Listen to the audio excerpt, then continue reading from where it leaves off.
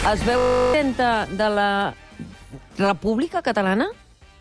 És evident que en la situació en què estem, tots plegats farem el que calgui per sortir el millor d'aquesta situació.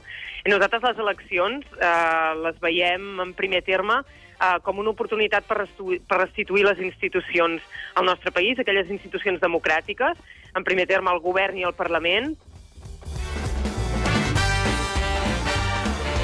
Muy buenas noches y bienvenidos al Gatalagua. El separatismo ya no esconde lo que es un secreto a voces, pero lo tenían que verbalizar.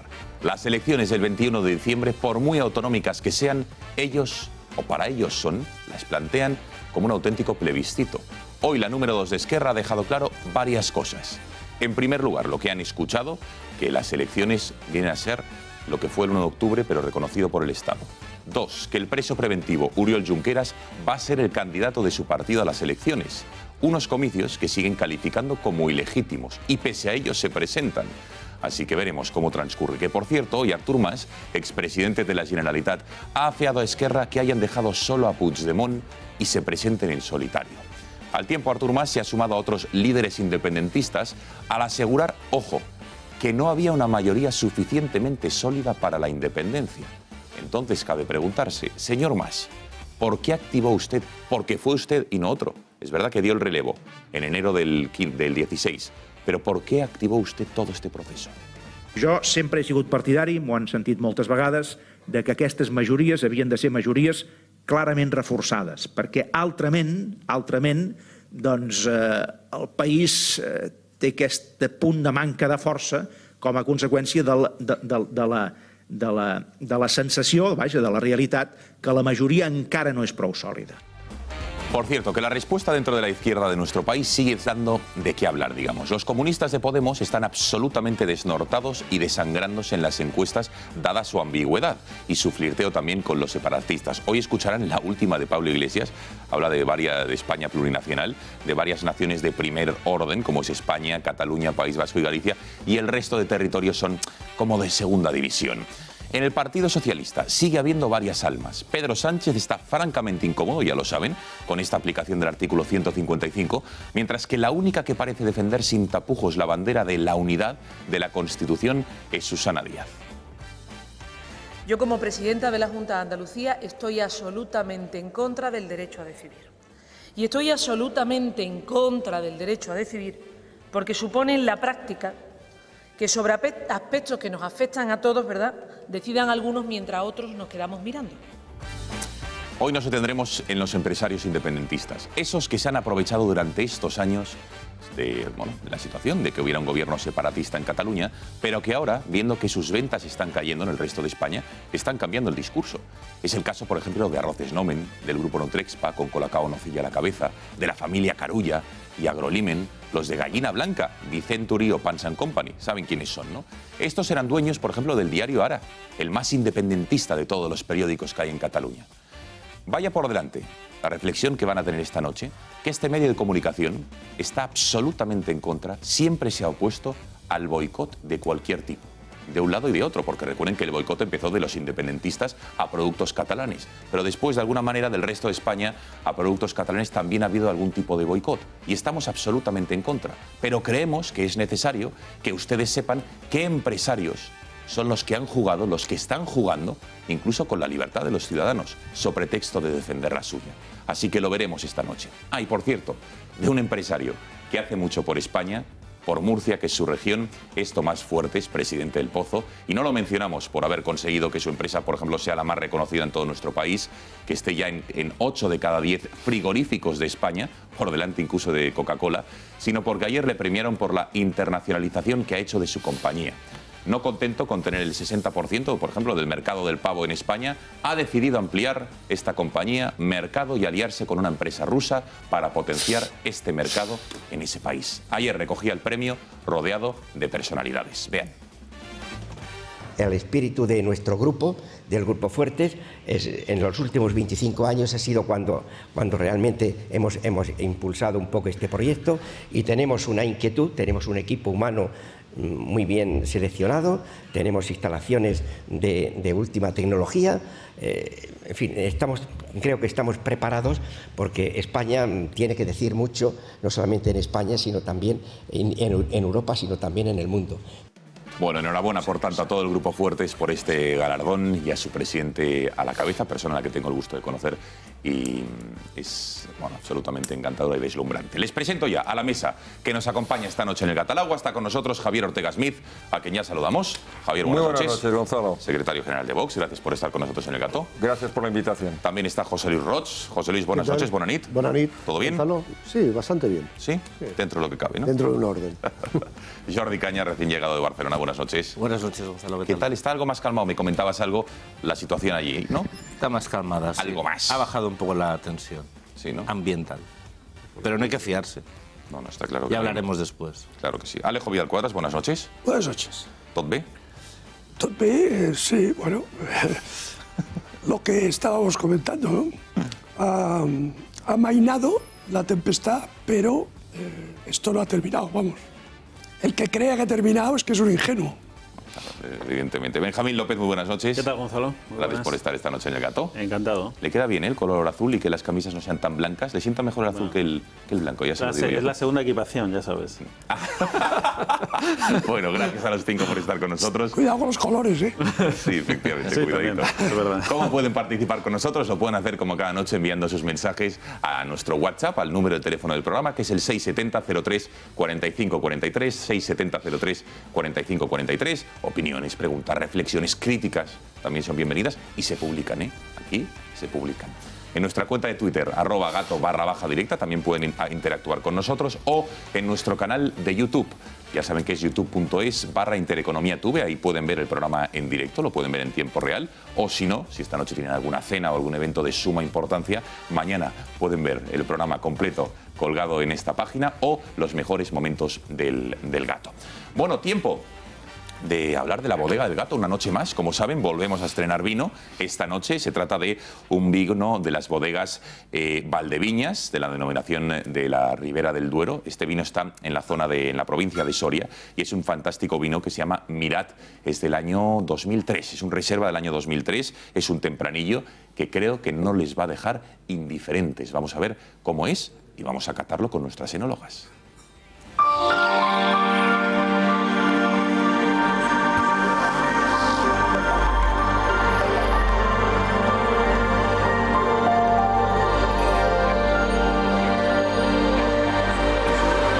Buenas noches a todos, somos Andrea Cerezo y Rocío García Francoy y vamos a estar aquí como cada noche presentando la bodega del Gato. Esta noche tenemos un invitado muy especial, está aquí con nosotros Manuel Ibars. Buenas noches. Buenas noches. Buenas noches. Él es el director técnico de Bodegas Valdeviñas.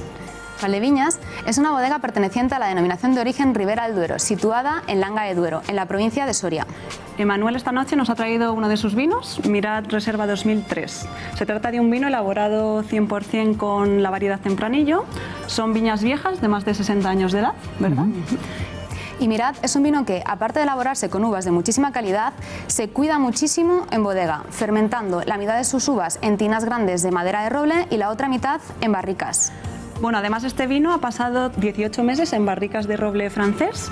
Es muy importante decir que esta bodega tiene una clara influencia bordelesa. Y además le dan muchísima importancia al tiempo, porque, Manuel, ¿cuánto tiempo pasa mínimo el vino en la bodega hasta...? Pues en caso del Mirat, que es un reserva, para llegar a su madurez normalmente necesita unos 10 años entre barricas y botellas para expresar y redondearse todas sus características. Es un vino que necesita tiempo. Sí, y bueno, es un poco la filosofía con la que trabajáis. Sí, es la filosofía de los grandes vinos de guarda y lo que buscamos es que el vino tenga una capacidad de envejecimiento de muchos años donde se expresa muchísimo más cosas y mejores notas y bueno, lo vais a ver ahora. Claro, sí, vamos a la cata, que es lo que más nos gusta siempre. ¿Qué nos puedes decir del color? Bueno, pues en general el color es intenso, profundo, porque son vinos con mucha carga tánica y están bastante típicos de la ribera que hacen que tengan mucho color. Sí, que a pesar de tener tanto tiempo, sigue teniendo unos colores muy vivos, bueno, que nos demuestran que este vino aún tiene mucha vida por delante. Y la nariz no sé a vosotros, pero a mí me parece súper expresiva, muy compleja, con muchos matices. Sí, es una nariz normalmente muy intensa, muy compleja, con matices especiados, con fruta madura, con toques de chocolate, y bueno, pues bastante interesante. ¿Y en boca, Andrea, qué te has adelantado? En boca está muy bueno, es un vino que tiene una estructura especial, tiene mucho volumen y está ya casi, aunque es un vino que está, bueno, que está hecho para beber un poquito más tarde, a mí ahora mismo me ha parecido fenomenal. Sí, normalmente tenemos volumen, tanino dulce, sabor, mucho sabor y todavía mucho poder de envejecimiento. Sí, para mí perfecto. Claro, no, está excelente. Enhorabuena. Muchas gracias. Porque... Pues muchas gracias a ti, Manuel, por estar con nosotras esta noche. Nada, a vosotros. Y con todos nosotros. Y recordad que el vino que hemos catado hoy es Mirad Reserva de 2003, de la denominación de origen Ribera del Duero. Y como todas las noches, recordemos que el vino, con moderación, es salud, placer y cultura.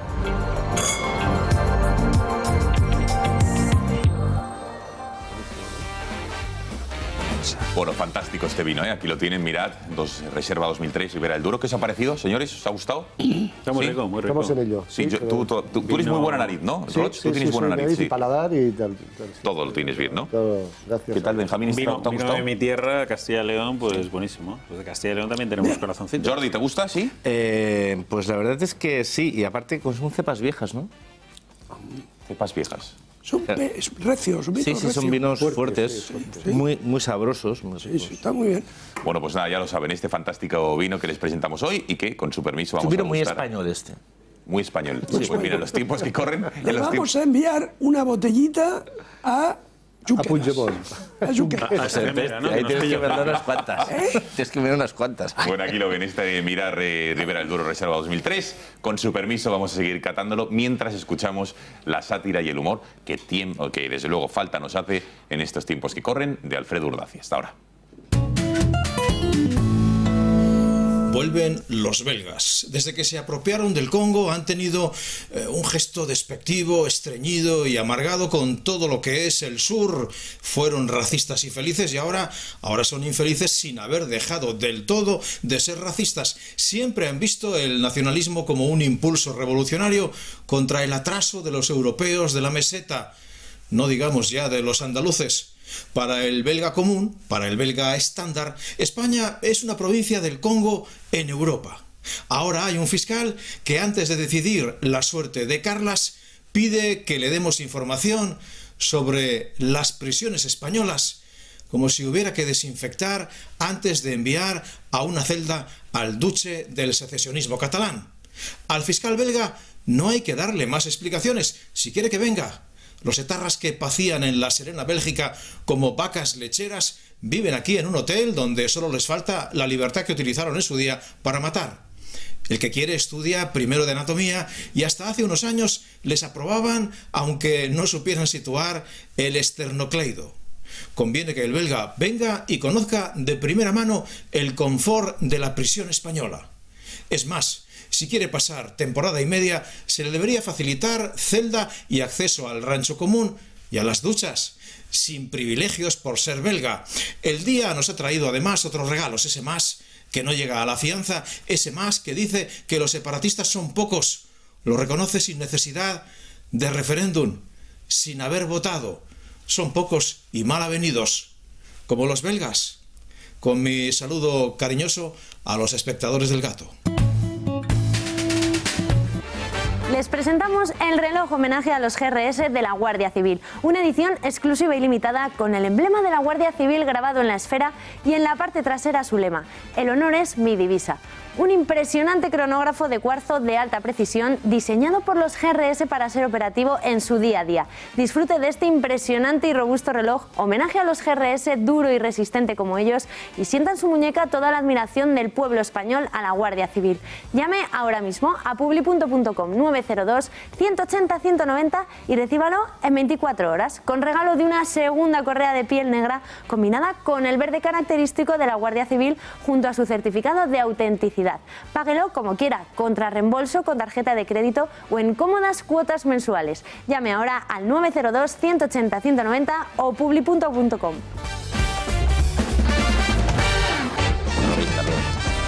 Bueno, aquí seguimos en el Catalogua, pasan 17 minutos de las 10 de la noche y si les parece vamos a hablar de algunas empresas en Cataluña que durante los 2 últimos años, 3, 4, 5, 10, incluso durante más de una década se la han venido llevando muy crudo por aquello de posicionarse claramente en favor del nacionalismo, al comienzo digamos de alguna manera moderado, pero después claramente incluso independentistas y han jugado con eso. ¿Y ahora qué pasa? Que le están viendo las orejas al lobo cuando ya digamos que gran parte de la población en Cataluña y en el resto de España han dicho basta, pero ¿esto qué es? ¿Cómo puede ser que haya determinadas empresas que se estén beneficiando económicamente cuando ellos lo que quieren es la independencia y digamos separarse de España, destruir España? Pues hasta aquí hemos llegado, ¿no? En primer lugar, para contextualizar lo que es la situación económica, ojo, lo que ha dicho el presidente de la Cámara de Comercio de España-Estados Unidos. Lo vemos y después les contextualizo. Pero cuando los políticos, los gobernantes, llevan a cabo procesos que pueden poner en peligro puestos de trabajo, inversiones y el bienestar de las familias, las asociaciones empresariales debemos estar allí. Todos hemos visto como una deriva política grave, muy grave, ha puesto en peligro el ciclo alcista de nuestra economía.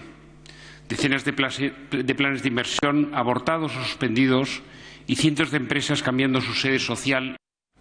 Bueno, esto es lo que decía Jaime Malet, el presidente, ya les digo, de la Cámara de Comercio de Estados Unidos-España, que ha calificado deriva política muy grave, ¿eh? Deriva política muy grave, no son palabras en los últimos días. Bueno, vamos a ver el informe que les hemos preparado. Algunas de las empresas con nombres y apellidos en nuestro país, en Cataluña, que se han beneficiado absolutamente de la situación política que se estaba viviendo, claramente independentistas, que activistas políticos, que se han beneficiado y han financiado de alguna manera el independentismo, hasta que ha llegado un momento en el que la ciudadanía ha dicho basta, han empezado a notar las consecuencias y ahora digamos están con un requiebro intentando parecer ovejitas, pero ya saben que son lo que hay detrás de ellos. Vean. ¿Les suena, verdad? Es Arroz Nomen, una de las empresas del sector más conocidas de España, pues desde 2015 tiene como director general a este señor, Enric Batlle. Es el CEO, como se hacía llamar en su cuenta de Twitter, cuenta que ya no existe, que ha borrado hace horas debido a que mensajes como este, en el que menciona a Josep Rull y otros posicionándose públicamente independentista, ha provocado una oleada de mensajes pidiendo el boicot a la empresa de arroz. Y la fiebre separatista ha alcanzado también a las meriendas patrias, las de toda la vida. El chocolate, el alimento más deseado por los más pequeños y golosos, tiembla en los lineales de los supermercados. Hablamos de Colacao, la empresa detrás de la marca Nutrexpa, que también produce nocilla, paladín y OK. Anunciaron hace un mes el traslado de su sede social desde Barcelona a Valencia, a pesar de ser un secreto a voces su apoyo incondicional a los secesionistas, pero formaba parte de una estrategia para protegerse ante hipotéticos boicots y más si hablamos de cara a la campaña de Navidad. Ser empresario catalán a favor de la independencia, pero no mezclar sus finanzas personales es complicado. Es el ejemplo de los Carulla, dueños de Agrolimen, que abarca marcas como Gallina Blanca y Vicenturi, o las marcas de comida rápida Pans & Company o Bocata. Constituyen una de las sagas de empresarios catalanes que han apoyado el proceso separatista de manera más abierta. Por lo menos Artur Carulla, que cuenta con una participación de referencia en el diario pronacionalista Ara y al que se le ha relacionado con Òmnium Cultural y Asamblea Nacional Catalana. Y la prestigiosa firma de joyería Tous trata de aplacar ahora un boicot motivado por una foto, dicen, errónea, y por la presencia también de su presidenta Alba Tous en una fiesta con Puigdemont, Rahola, Laporta y Trapero. Estas son las fotos de esa reunión en la que se puede ver al expresidente de la Generalitat portando una bandera independentista. Una polémica a las puertas del Black Friday y regalos navideños, y la empresa se ha visto obligada a posicionarse políticamente. Tous se define ahora como una empresa orgullosa de ser española y rechaza el proceso de independencia. Pero ¿y qué pasa con la fundación que tiene la dueña de Tous? Se trata de una fundación privada llamada Rosa Oriol, que principalmente está formada por Pilar Rahola como vocal, Elena Rakosnik, esposa de Artur Mas, como vicepresidenta y, para terminar, la monja Sor Lucía Caram como portavoz. ¿Acaso teniendo una organización con esta directiva no está retratando su posición del lado independentista? Bueno, y a todos estos entiendo que los analistas lo sacarán, nos hemos, porque había algunos más, como Jaume Roura, saben ustedes que es el presidente de Mediapro, que es el que más se beneficia de los derechos del fútbol de la televisión, el que, digamos, más se ha enriquecido en los últimos años. También está Mainat, que es el productor saben ustedes, de Operación Triunfo, que dijo aquel famoso tuit, a ver si lo podemos recuperar, que salía una fotografía de unas rejas del rey y que llamaba, bueno, en fin, insultaba al rey. Enseguida recuperemos ese tuit. O Sol Daurella, vamos a verlo, el de Mainat, por ejemplo, este productor de Operación Triunfo, para que vean ustedes. Me cago en el reino de España, en sus políticos, su justicia y en su puto Borbón. Perdonen por la palabra, pero ya estamos 10 y 23 de la noche y considero que ya se puede reproducir lo que Josep María Mainat, este productor catalán que se está haciendo de oro durante las últimas décadas y hoy lo sigue haciendo con Operación Triunfo, estos son los que viven, digamos, de la independencia. Y ahora hablaremos también de Sol Daurella, por ejemplo, que es la de Coca-Cola. European Partners, desde noviembre del año pasado más o menos, se sumó al Consejo Diplomático de la Diplomacia Pública Catalana, el Diplocat, pues es miembro activo. Bueno, señores, ¿qué les parece? Porque esto, para empezar, hay que dejar muy claro que esto no es ninguna llamada a ningún tipo de boicot, sino que yo creo que debíamos informar a los ciudadanos catalanes y del resto de España de esta situación de estas empresas, lo que tampoco es plan que paguen justos por pecadores, pero estos señores, y aquí insisto en Intereconomía, jamás se ha hecho ninguna llamada a ningún tipo de boicot, ni de los que venían del independentismo a productos del resto de España, porque ahí es donde empezó el auténtico boicot, con listas incluso de productos españoles, y tampoco del resto de España a productos catalanes, porque no pueden pagar ciudadanos de a pie, empresarios, comerciantes de a pie, la situación política. Pero estos que se han significado y que se han beneficiado y que han jugado con la libertad de tanta gente, teníamos que decirlo. Roche. Permíteme decir una cosa, abundando primero en lo que tú estás diciendo, porque además los productos que a lo mejor vienen de Cataluña se fabrican con cantidad de productos pequeños, materias primas del resto de España. O sea, que lo del boicot me parece que es pegarse un tiro en el pie, o sea, es hacernos daño entre nosotros y además sería una... Que luego la gente tenga más o menos simpatías es su cuestión personal, pero boicot, nada de nada. Simplemente quería decir esto, y me parece que es importante que lo tengamos, es decir, que llevemos una vida normal, sin caer en las tentaciones, que es catalán y tal, porque ahora hay que hacer una política de recuperar un poco la imagen de Cataluña y de los catalanes, porque la fraternidad tiene que funcionar, aunque ellos sean... los independentistas, gente descerebrada, gente que quiere el mal para todos, el resto de España, o los catalanes, dijéramos, con sentido común y con inteligencia y con fraternidad, tienen que luchar para contrarrestar eso, ¿no? Pero también añadir en lo que tú, la lista está, uno muy importante, que creo que no ha salido, y si ha salido me perdonáis si me lo decís, que es Joan Font, que es un exasesor de Artur Mas, que estaba en su grupo de asesores íntimos para la transición independentista y que es el dueño de los supermercados Bonpreu, que casualmente trasladó su sede social a Madrid, o sea, un empresario independentista, hace 2 semanas. O sea, cogió, pasando de la independencia, pasando de todo, los Bonpreu y trasladó una SICAP que tiene la sociedad de inversión de Joan Font, se trasladó su domicilio social a Madrid. Lo digo en el sentido para que vean la gente, y si nos ven de Cataluña y si ven catalanes independentistas, para que se den cuenta que incluso esa gente que mueve la bandera y que intenta sacar beneficio de todo este tinglado, de esta farsa hipocresía que han jugado durante tanto tiempo, que incluso los que apostaban por ese camino son los primeros en salir corriendo. Y no se ha ido a Valencia y no se ha ido a Baleares, se ha venido a Madrid. Joan Font. Fran Simón comentaba el otro día que, bueno, es un analista financiero, como saben ustedes, que entre otras cosas a estas empresas, las que hemos dicho, pues Nutrexpa, todas estas, les habían prometido el oro y el moro, los independentistas, y al final, en parte, este exilio fiscal y deseo social es viendo las orejas al lobo al resto de España, pero también viendo que las promesas del oro y el moro que les habían hecho eran imposibles de cumplir. Lo digo por también introducir más elementos del debate. Sí. A ver, yo distinguiría el nivel de implicación. Ha habido empresas durante la época de Pujol y después la época de Artur Mas que se han beneficiado directamente pero pagando una comisión, que son los del 3%. Ha habido muchas empresas que han tenido el mercado catalán cautivo, empresas como Grupo SERS, en medicina, en algunos en obra pública, Ferrovial. Ha habido un montón de empresas que han participado siendo partícipes, para la redundancia, a través del pago de comisiones, que esto es un tema.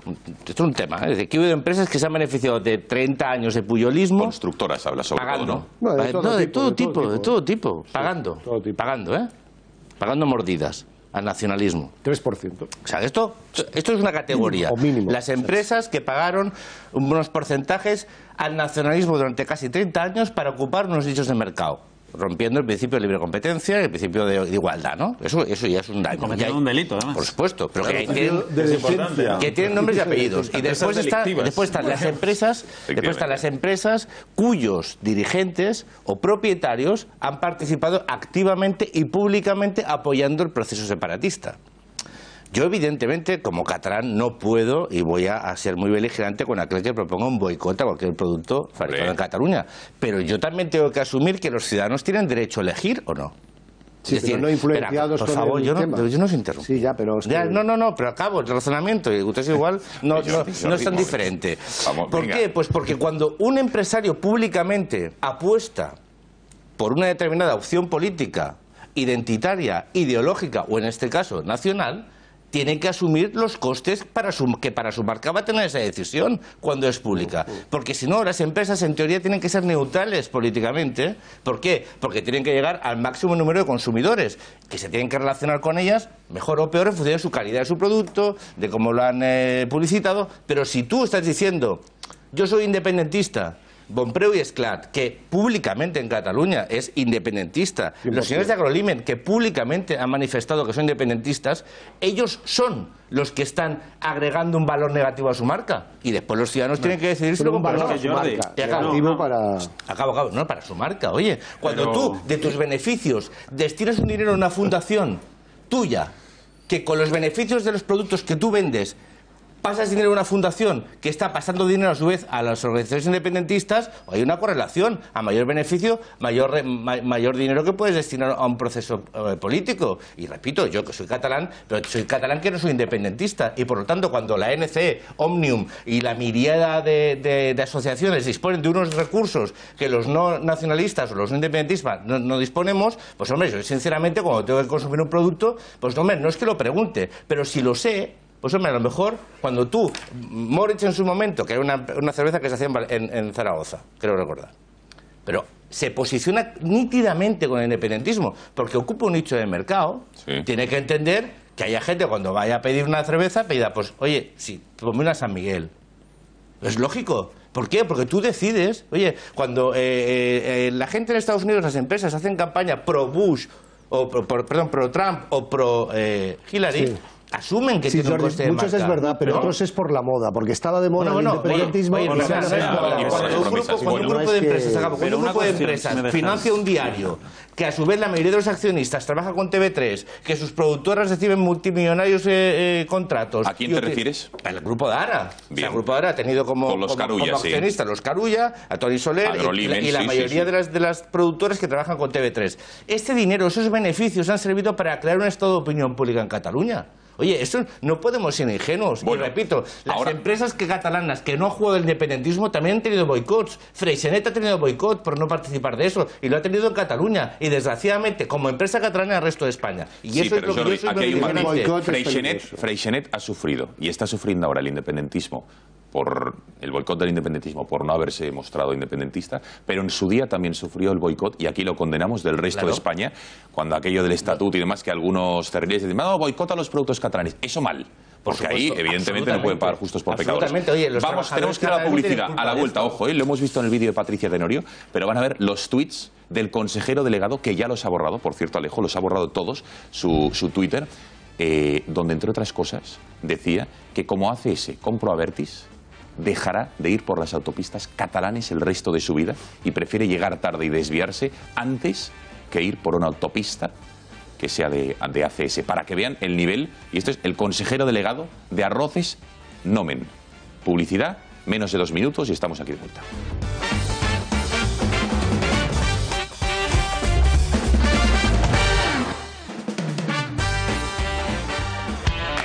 Un invitado. 6 mujeres. ¿Quién será el valiente? Este sábado a las 10 de la noche, 6 mujeres sin piedad con Leopoldo López. Sábado a las 10 de la noche, no se lo pierdan, Leopoldo López, aquí en Intereconomía, en el programa de 6 mujeres sin piedad. Por cierto, tú estuviste, Alejo, ¿no?, en 6 mujeres sin piedad. Sí. ¿Qué tal la experiencia? Bueno, tardé en reponerme, pero bien. Te venían por todos lados, ¿no? Sí. No tuvieron piedad, ¿no? A ver, yo lo recomiendo porque si sobrevives a eso, ya estás curado de espantos para el resto de tu vida. Bueno, eso está bien, eso está bien. Sábado, 10 de la noche, no se lo pierdan, Leopoldo López, que tal y como está la situación en Venezuela, después de determinadas afirmaciones en los últimos días sobre él mismo, sobre su hijo, sobre la oposición, sobre las libertades, etcétera, etcétera, creo que es muy interesante y les va a gustar. Bueno, les decía antes, ojo, el consejero delegado de Arroz Nomen ha borrado su cuenta de Twitter, entre otras cosas, para o porque se avergüenza, o porque se desdice, que eso no lo creo, o para que no le influya en su empresa declaraciones como estas. Por ejemplo, vamos a ver, o tweets en los que decía lo siguiente: si ACS, se llama Enric Batlle, si ACS se queda con Abertis, juro no pasar nunca más por la AP7, aunque tarde el triple en hacer los desplazamientos. Y citaba al exconsejero Josep Rull. Y en otro decía: lo más triste es que los ciudadanos del mundo y contribuyentes somos tratados como en el siglo XII, todo por el pueblo, pero sin el pueblo. Decía respecto a la Guardia Civil, que ahora mismo es la noticia que estaba linkeando Jordi Sánchez, el expresidente de la ANC, que ahora mismo estaba entrando en la sede en el Vallès, que sigue la Inquisición tan activa en contra de la libertad de imprenta. Esto es lo que decía como respuesta a ese tuit de Jordi Sánchez. Bueno, estos, Alejos, son los empresarios independentistas que durante tantos años se han beneficiado y ahora, ¿retracto o no? No, esto es simplemente adaptación oportunista a la situación. Quiero hacer una pequeña aclaración. Antes se ha utilizado la expresión nacionalismo moderado. A ver, es como decir pulmonía leve. O sea, el nacionalismo nunca es moderado. Es decir, el nacionalismo de raíz identitaria, que se basa en la supuesta superioridad de un grupo humano sobre el resto y que funciona sobre la base de fomentar el odio al que se supone que es distinto, eso es tóxico y venenoso en su misma esencia. O sea que esta idea, que reconozco que es dura, pero que es una verdad absolutamente incontestable, probada además por la experiencia histórica, es algo que debemos tener claro. O sea, porque ha habido aquí muchos que han pensado que el nacionalismo era algo homologable. No, el nacionalismo de raíz identitaria, otra cosa es si tú eres patriota, si quieres a tu país, pero esta doctrina letal de excluir al otro y odiarlo y sobre eso movilizar a la gente irracionalmente, eso es simplemente totalmente deleznable. O sea, no existe en moderado, es perverso en sí mismo. Quiero hacer otra aclaración. Sol Daurella, la familia Daurella de independentista no tiene nada. Yo me honré con la amistad de uno ya fallecido, de uno de los patriarcas, y os aseguro que es una familia que de independentista no tiene nada. Lo que pasa es que, bueno, en Cataluña se crea un clima tal, y Sol Daurella, yo creo que de manera ingenua, formó parte del Diplocat. Se marchó rápidamente, Se marchó, pero rápidamente. O sea, pero estuvo. Sí, no, pero lo digo que no digamos. Ya, pero digo que quiero decir aquí, porque los conozco de muchos años. Pero un momento, Alejo, ¿quién es su marido, Jordi?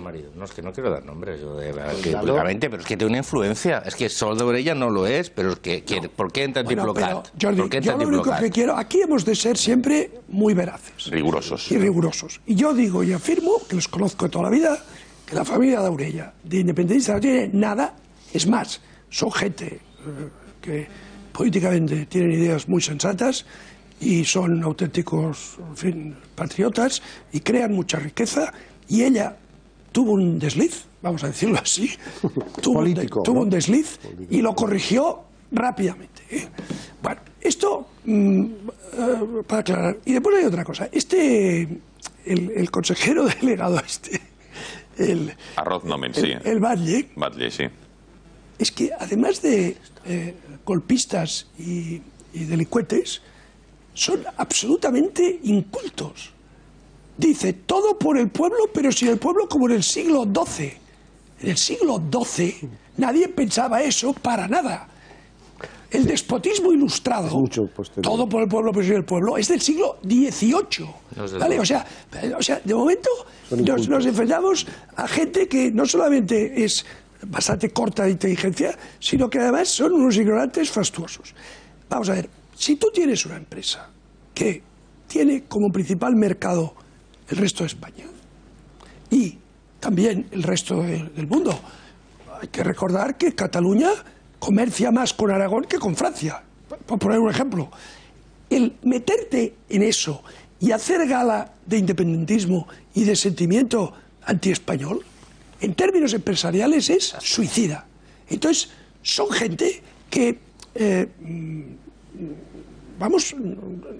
han de tener algún problema mental, porque es que a ningún empresario con dos dedos de frente se le ocurre hacer eso. Pero hay que distinguir entre dos tipos de empresario. Hay el empresario que vive del sector público, de las licitaciones públicas, de contratos con la administración. Ese se hizo independentista para tener al mercado cautivo, para acabar con la competencia de manera, como se ha dicho aquí, delictiva y pagando la correspondiente comisión. Eso, siendo delictivo y siendo absolutamente condenable, tiene una, entre comillas, lógica. Porque claro, si tú, digamos, pagando una mordida, tienes el contrato y encima te has de poner la cuatribarrada en el pijama, pues dices, bueno, hago eso, pero tengo negocio. Pero los otros, los que no tienen contratos con la administración, sino que viven del consumidor y oye, eso ya es algo que es realmente por vicio.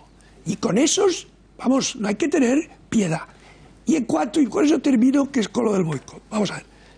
El boicot a productos de una determinada parte de España por cuestiones políticas, yo lo condeno. O sea, me parece rechazable. Rechazable porque estamos en una economía interdependiente y si haces eso te estás perjudicando a ti mismo. Por tanto, eso que quede clarísimo. O sea, no le recomiendo a nadie que haga eso. Pero también hay que decir otra cosa, como explicación. Si los nacionalistas utilizan mecanismos irracionales y emocionales negativos para separar a los catalanes del resto de España, que no les extrañe que eso genere sentimientos irracionales y emocionales negativos en el resto de España que pueden repercutir sobre las empresas catalanas. Por tanto, si se ha producido algún boicot a productos catalanes, los únicos culpables y los únicos responsables son estos golpistas, que son los que han hecho que en el resto de España hubiera gente que desarrollase este tipo de hostilidad, que repito, es irracional. Totalmente. Y que condenamos. Pero claro, hay que saber, cuando se juega con fuego, te quemas. Benjamín, sí, bueno, Javier. Lo primero, obviamente, todas estas rectificaciones que están haciendo Tous, etcétera, este señor borrando sus tweets y tal, pues eso efectivamente no obedece más que a una estrategia, ¿no? Se están haciendo todos un forcadell en toda regla para intentar paliar los daños que puede producirles, ¿no? Pues su inclinación política, que es legítima, pero puede tener unas consecuencias, ¿no? Eso está claro. Porque, bueno, yo personalmente estoy absolutamente en contra del boicot así generalizado a productos catalanes. Me parece que pueden pagar justos por pecadores, que es injusto y que efectivamente no tiene razón de ser. Ahora bien, como consumidor individual, yo puedo elegir, ¿no? Puedo elegir lo que quiero comprar, lo que quiero consumir. Por supuesto. Y ahí tengo derecho también a tener toda la información sobre una marca y decidir en consecuencia si quiero o no adquirirla. Es decir, igual que vemos a Rufián atacando a Zara porque si cose en países tercermundistas, o se habla de multinacionales que hacen sus trabajos en manos de niños, en países subdesarrollados, etcétera, bueno, y la gente tiene esa información y luego decide si compra o no la marca, ¿no? Pues en este caso, la inclinación política, la orientación política de una empresa es otro dato más a tener en cuenta, desde luego.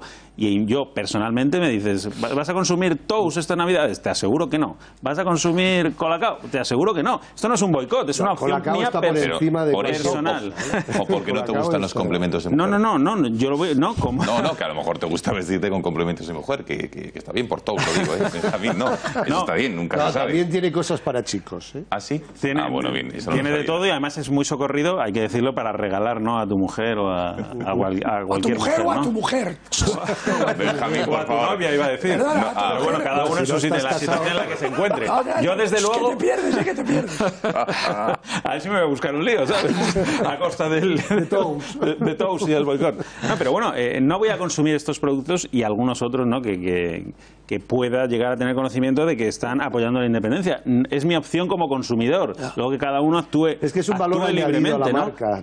Que es un valor añadido a la marca. La independencia. Es que yo creo que contar esto es información al consumidor, como también se puede contar que tal marca fabrica eso, deja sus zapatillas en manos de niños en Calcuta. Me parece bien, correcto, ¿no? Y hay mucha gente que dice, pues yo no compro esa marca porque están explotando en el tercer mundo. Bueno, pues es una decisión individual del consumidor. Yo, desde luego, la mía la tengo clarísima y ya sé cuál va a ser, que cada uno tome la que quiera, pero no se pueden extrañar a estas empresas de que bajen sus ventas, porque estamos en un mercado libre. Claro, entre lo público y lo privado. Tenemos mucha información, si públicamente en general, exponen su y al final pues tomamos política, decisiones en consecuencia de todo eso. Javier, voy a hacer boicot a los Rolls Royce. Yo creo que yo creo que nadie tendría la menor duda si se produjese una situación en la que los consumidores dicen yo no voy a comprar determinada marca porque utiliza productos contaminantes, porque destroza el medio ambiente. Claro. Y entonces saldría todo el mundo a decir eso es un consumo responsable. Nadie tendría ninguna duda, por ejemplo, si supiera que una marca de textil, como se ha dicho aquí, fabricase sus productos en el exterior aprovechándose de mano de obra barata o en condiciones infrahumanas. Nadie entendería que eso se pueda criticar. Ahora parece que sí tenemos que aceptar que haya empresas que se estén aprovechando de los consumidores nacionales y que a la vez estén atacando el interés general de la nación. ¿Con esto qué quiero decir? Que evidentemente no a un boicot indiscriminado, pero sí, por supuesto, a una respuesta absolutamente meditada y absolutamente responsable de los consumidores. Empresas catalanas que están apoyando públicamente la secesión, que están apoyando públicamente el enfrentamiento entre los españoles. Empresas que se están financiando, o mejor dicho, que están financiando a la Asamblea Nacional Catalana y a Unión Cultural, que son organizaciones delictivas con el objetivo de llevar a cabo una rebelión y una secesión en España. O empresas, como se ha mencionado aquí, que han vivido gracias a los contratos públicos con comisiones de grupos políticos y de partidos políticos que apoyan el secesionismo. No solo me parece bien, sino que yo desde aquí defiendo el más absoluto boicot a la compra de sus productos. Y por contra, a todas aquellas empresas y empresarios valientes que han salido a defender la unidad de España, que están apoyando públicamente todo lo que nos une, que están reivindicando la unidad de España, los valores de Cataluña dentro de la historia de España, a esos hay que hacerles un apoyo especial.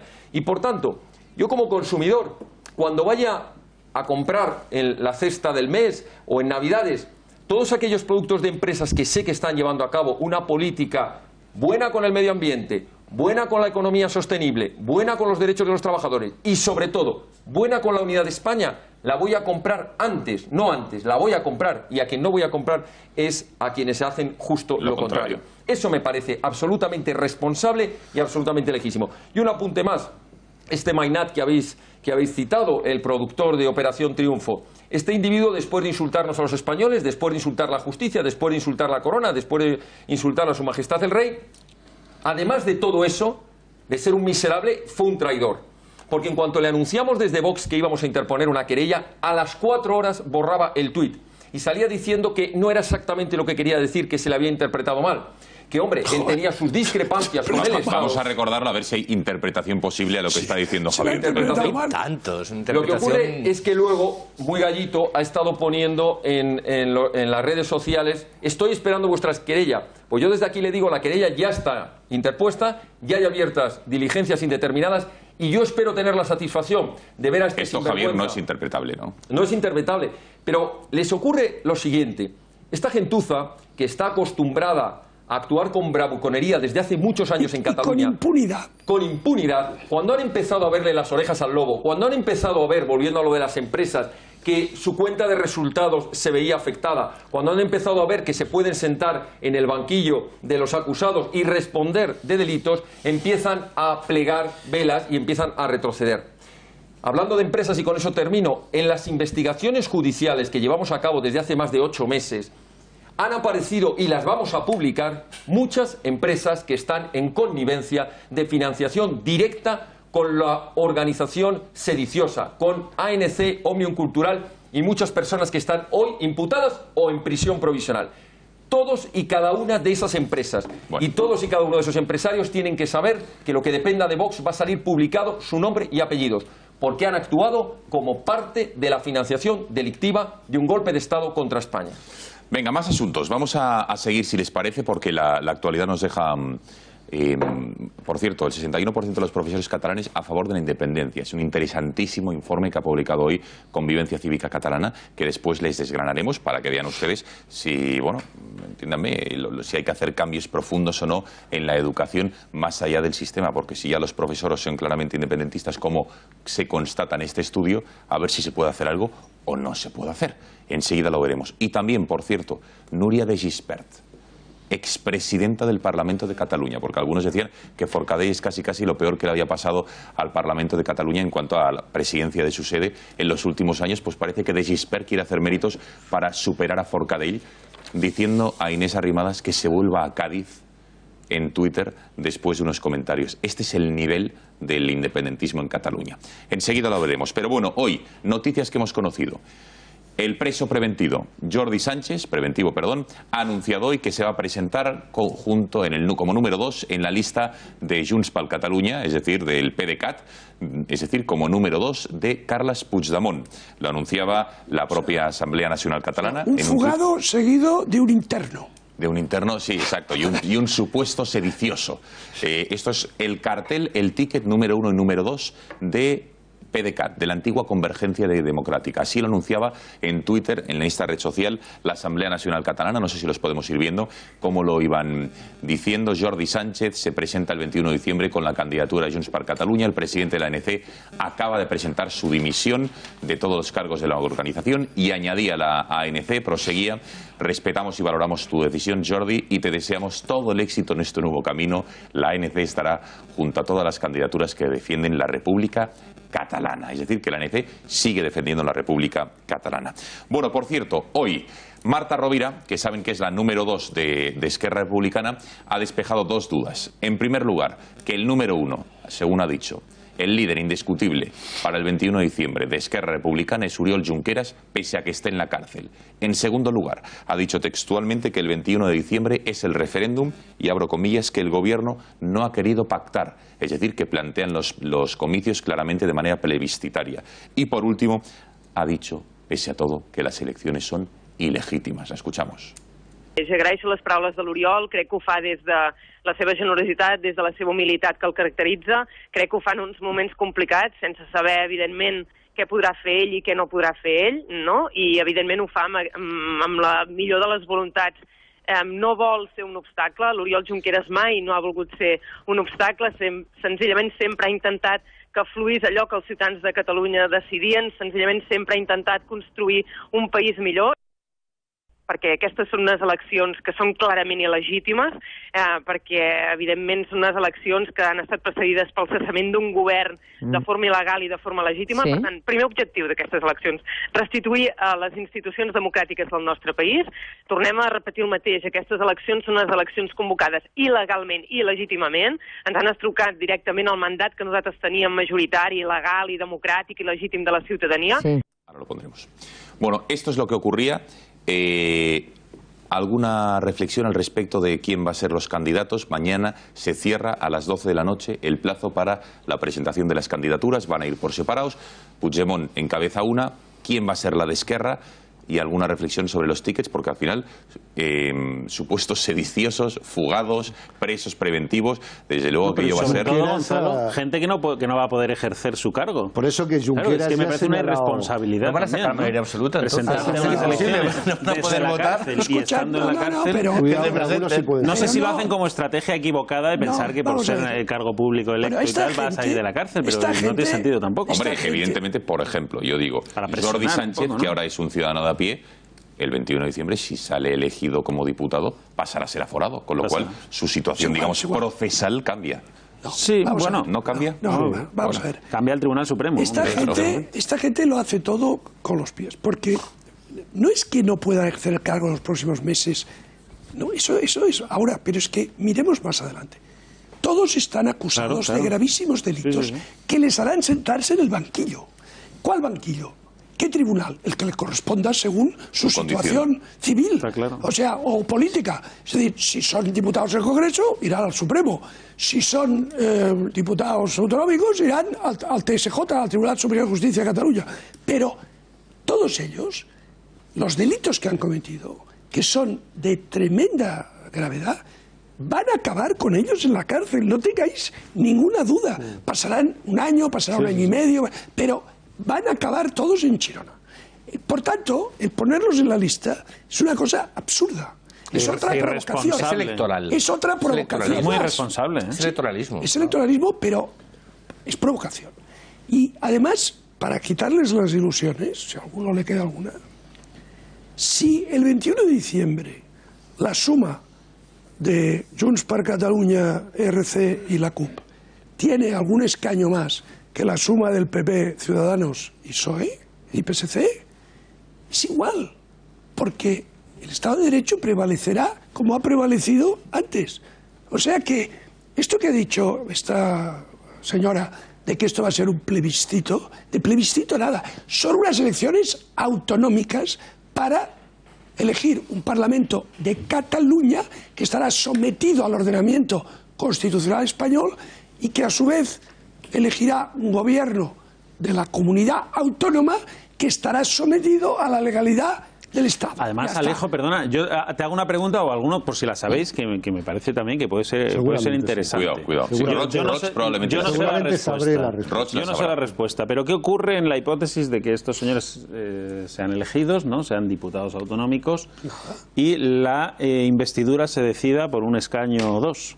Es decir, que sus votos sean imprescindibles para... No podrán votar. Claro, no pueden votar. ¿Qué ocurre? ¿Tienen que dimitir de su escaño para dar paso al siguiente de la lista? Que haber una reforma de reglamento. Es una irresponsabilidad terrible, ¿no? Pero la reforma no se hace así en 24 horas, ¿no? Evidentemente podrán coger su acta, eso es evidente. Las votaciones no van a poder votar. Tendría que haber una reforma del reglamento que, igual que se hace con enfermos y personas y mujeres que están en situación de embarazo, embarazadas, podría darse. Otra cosa es que esto se pudiese recurrir. Voto telemático. En principio, lo que pasa con los diputados que están enfermos o con las mujeres que están embarazadas, lo que delegan es el voto. Es el voto delegado. Entonces eso se admite en el reglamento, unas condiciones que el Congreso igual. Por un delito grave, ¿no? Lo que quiero decir, estamos dibujando las hipótesis. La hipótesis primera es que no van a poder votar, porque van a poder recoger el acta, eso sí, pero no van a poder votar, porque no van a poder asistir a los plenos, ni el de investidura, ni ningún otro. Por lo tanto, no van a poder contar como diputados. Solo podrían contar como diputados, uno, si renuncian al acta, por lo tanto, lo que hacen es campaña para conseguir el máximo número de votos y a partir de ahí épico y luego ceden el testigo. O hay una reforma del reglamento porque hay una mayoría de grupos de mayoría en la mesa del Parlamento que modifique el reglamento y que permita que ese voto delegado, que se incorpore el hecho que uno esté en prisión, porque no tiene sus derechos como político conculcados, pues que hay una reforma del reglamento que permita ese voto delegado que puede ser utilizado pues por el portavoz del grupo para decir, además los 7 que están en Extremera pues votan sí, ¿no? Venga, a ver, Roch y no, Javier. simplemente destacar la carta que escribió Junqueras ayer, sí, señalando a Marta Rovira. Hablaba de que República tiene nombre de mujer, que en la época tal. Yo creo que es una decisión digital, o sea, él toma la decisión de ponerle a ella para que le cuide el jardín, para que le cuide el partido, ¿no? Porque no pero lo ella después dice más, que va a ser él el candidato. Sí, puede, está jugando a eso. Ahí, por si os plau, yo no, pase usted primero. Pero sí, muy... pero creo que va a ser ella por lo que estáis comentando, porque él lo tiene bastante crudo, ¿no? Él va a ser el candidato en la campaña, pero después ella será la candidata que se somete a la y luego votación. Los nombramientos estos que hay de Jordi Sánchez y todo esto, el tinglado ese sigue montado. Creo, vamos, pondría la mano en el fuego. Y Forcadell en Esquerra. Y Forcadell en Esquerra, el número 4. Importante eso, ¿eh? ¿Quién ha sido? Dijo que se retiraría de la política, dijo. No, ella no lo dijo eso. Dijo que haría una política tal. Bueno, no dijo qué tipo de política. El juez le puso. Lo que decía el auto el es juez que le dijo que no podía hacer. Estas personas habían política independentista. expresado su voluntad de renunciar a la política o en caso de seguir ejerciéndola, decía el auto, decía el auto, o en caso de seguir ejerciéndola, renunciaban. A diferencia de otros de la mesa que dijeron que iban a dejar la política, a defender la independencia. Bueno, un segundo, venga, Roch, termina y Javier, venga. Termino si no hay más interrupciones. No, era una precisión, perdón. No te pongas, no te marques un show de cañas. Venga, dale, venga, Rocha. No, simplemente que todo el tinglado este de Òmnium y Asamblea Nacional de Cataluña están señalando mucho, por ejemplo, a Santi Vila. O sea, las fianzas las ha pagado todo la Asamblea Nacional de Cataluña. Me gustaría saber si a Santi Vila también se la han pagado. Creo que no. Los que venís de Cataluña podéis saber... No, se la ha pagado él. Se la ha pagado él. Sí. Creo. No, seguro. ¿Pero qué quieres decir con esta reflexión? Porque a todos los demás, incluida a Forcadell, se la pagó la Asamblea Nacional de Cataluña. ¿Te puedo hacer una pregunta? O sea, ¿qué imagen o qué papel está teniendo? O sea, ¿cómo le están viendo a Santi Vila? ¿Tenemos que saber o deberíamos saber qué empresarios han puesto dinero para pagar las fianzas de estos señores? ¿Y atamos con lo que hablamos antes? O sea, cuando uno pone dinero para pagar las fianzas... sí, pero no... No, pero quiero decirte... Pero si alguien algún día se filtra... En Òmnium hay bastante transparencia, ¿eh? Sí, pero en Òmnium sí, pero en la ANC no, ¿eh? La ANC no. Entonces, si algún día se filtrasen los nombres de empresarios que hayan contribuido a pagar esas fianzas, también diríamos que no pasa lo de nada. Artur Mas entonces es Jordi, que saben que hoy vencía el plazo para que presentase su fianza de 5 millones y pico. No los ha obtenido, creo que no llegaba a 3 millones, con lo cual ha pedido una prórroga, pero probablemente no se la den. ¿Y ese dinero con qué él ha tenido? Se le ha pagado una colecta. Y a mí me gustaría también saber quién la ha liderado esa colecta, qué empresarios han participado. Es lo mismo. Javier. Yo creo que vamos a poder darle una respuesta a Jordi a lo que estaba preguntando y a lo mejor a Roch también. Nosotros como acusación popular, la única acusación popular que está en estos momentos ejerciendo la acción contra los golpistas, la única que está llevando desde hace 8 meses una investigación, hemos tenido que solicitar precisamente esta mañana al magistrado instructor de la causa en el Tribunal Supremo que proceda a revisar inmediatamente la resolución por la cual había aceptado la libertad o la prisión eludible con fianza, o la libertad provisional bajo fianza de la señora Forcadell. Y lo hemos hecho precisamente por el auto que se estaba comentando antes, porque ella manifestó que acataba el artículo 155, lo cual es una perogrullada, porque acatar la Constitución la acatamos todos, le guste a usted o no, da igual que la acate, la Constitución se le aplica a usted y el 155 también. Pero además hizo una manifestación importante desde el punto de vista penal, que no llevaría a cabo la reiteración delictiva. Una de las 3 razones por las cuales se puede o se debe, por un magistrado, acordar la prisión provisional con o sin fianza, que son, primero, el riesgo de fuga. Parece ser que el magistrado no lo vio, a pesar de que parte del gobierno esté huido en el exterior. Segunda, la posibilidad de alteración, destrucción u ocultación de pruebas. Parece que ya no podía hacerlo, puesto que no estaba en la mesa del Parlamento. Tengo mis serias dudas, o tenemos nuestras serias dudas, porque sí lo está al frente de la Diputación Permanente. Pero lo más importante, que no habrá reiteración, que no continuará la actividad delictiva, en este caso la actividad delictiva golpista. Bien, nosotros hemos presentado el escrito esta mañana porque al anunciar que se presenta por Esquerra Republicana de Cataluña, le hemos aportado a su señoría los estatutos de Esquerra Republicana de Cataluña, que en su artículo 2 dice: objetivos de Esquerra Republicana de Cataluña, lograr la independencia de la nación catalana. Es decir, que quien ha sido parte fundamental en este golpe de Estado, al frente de la mesa del Parlamento, se presenta por un partido político que dice que su principal objetivo es llevar a cabo precisamente la ruptura secesionista, la rebelión dentro de la nación, la secesión dentro de la nación española. Es verdad que algunos pedimos, creo que es el único partido que pide, que aquí en España se aplique lo mismo que se aplica en otros países. Por ejemplo, en Alemania, en el artículo 21 de la Constitución de la Ley Fundamental de Bonn, que dice que todo partido político que bien por su actuación o bien por sus fines tenga como objetivo la destrucción de la unidad, en aquel caso la unidad federal alemana, nosotros diríamos la unidad de la nación española, debe ser un partido inconstitucional, un partido ilegal. Y segunda cuestión, que tampoco está en la regulación española y que sería urgentísimo aplicarlo, es inconcebible que sean candidatos en unas elecciones. Fíjate, Javier, perdona que justo lo tenemos aquí, el artículo 2, vamos a ver si el alcanzo. Artículo 2 cuidado, del vea que lo voy a Estatuto mover. Republicana de Cataluña. Efectivamente, ven a mí con la 3 si quieres un momento, vea, vamos para poder verlo, vamos a ver. Justo aquí que dice, Esquerra Republicana tiene como objetivo la unidad territorial y la independencia de la nación. Reza de la nación catalana. De Salsas, de Guadamar y de la Fraga, Mahó y países catalans. Exacto, y la asunción de una sociedad más justa y solidaria, etcétera, etcétera.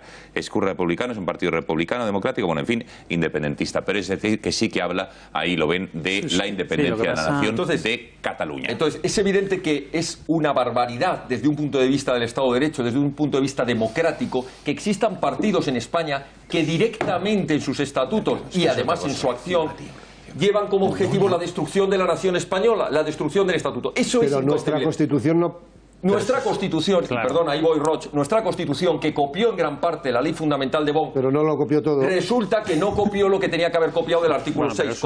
Perdón un momentito, Alejo, termino. Copió la primera parte del artículo 21 de la Ley Fundamental de Bonn, que es donde dice, luego no lo cumple ningún partido, que los partidos y los sindicatos tendrán una organización democrática en su funcionamiento, que son la representación de la voluntad popular. Y el punto segundo, que no lo copió, es donde dice, todo partido que atente contra la unidad nacional, que atente contra la convivencia, contra la democracia, es un partido inconstitucional y por tanto es un partido que debería ser ilegal. Y termino respecto, perdón, a los candidatos. Los candidatos, es inconcebible que pueda haber candidatos que están acusados en este momento y que están en prisión por gravísimos delitos y que en este momento se estén diciendo que se presentan en candidaturas. Perdón, Gonzalo. No, por Dios, Javier. Atención al documento que tenemos, la respuesta de Núria de Gispert a Inés Arrimadas. Atención a la entrevista que le hacían ayer en TV3 a Inés Arrimadas. Y atención a más documentos que tenemos aquí. Está deambulando por las televisiones y medios públicos y privados catalanes un señor al que le dieron un bolazo con una pistola de goma, una escopeta de goma, el 1 de octubre. Diciendo que él estaba ahí sentado tranquilamente, pacíficamente, mans netas ahí, estas son nuestras armas, pero tenemos el documento que desmonta una vez más. ¿Se acuerdan de la farsante, de la mentirosa de los 5 dedos rotos? Que no solo se equivocaba de mano, sino que no tenía ni una leve capsulitis. Pues este es algo similar. Sí que tiene el ojo destrozado, le dieron un pelotazo, pero podríamos decir que más que merecido. Publicidad, menos que 2 minutos y estamos de vuelta.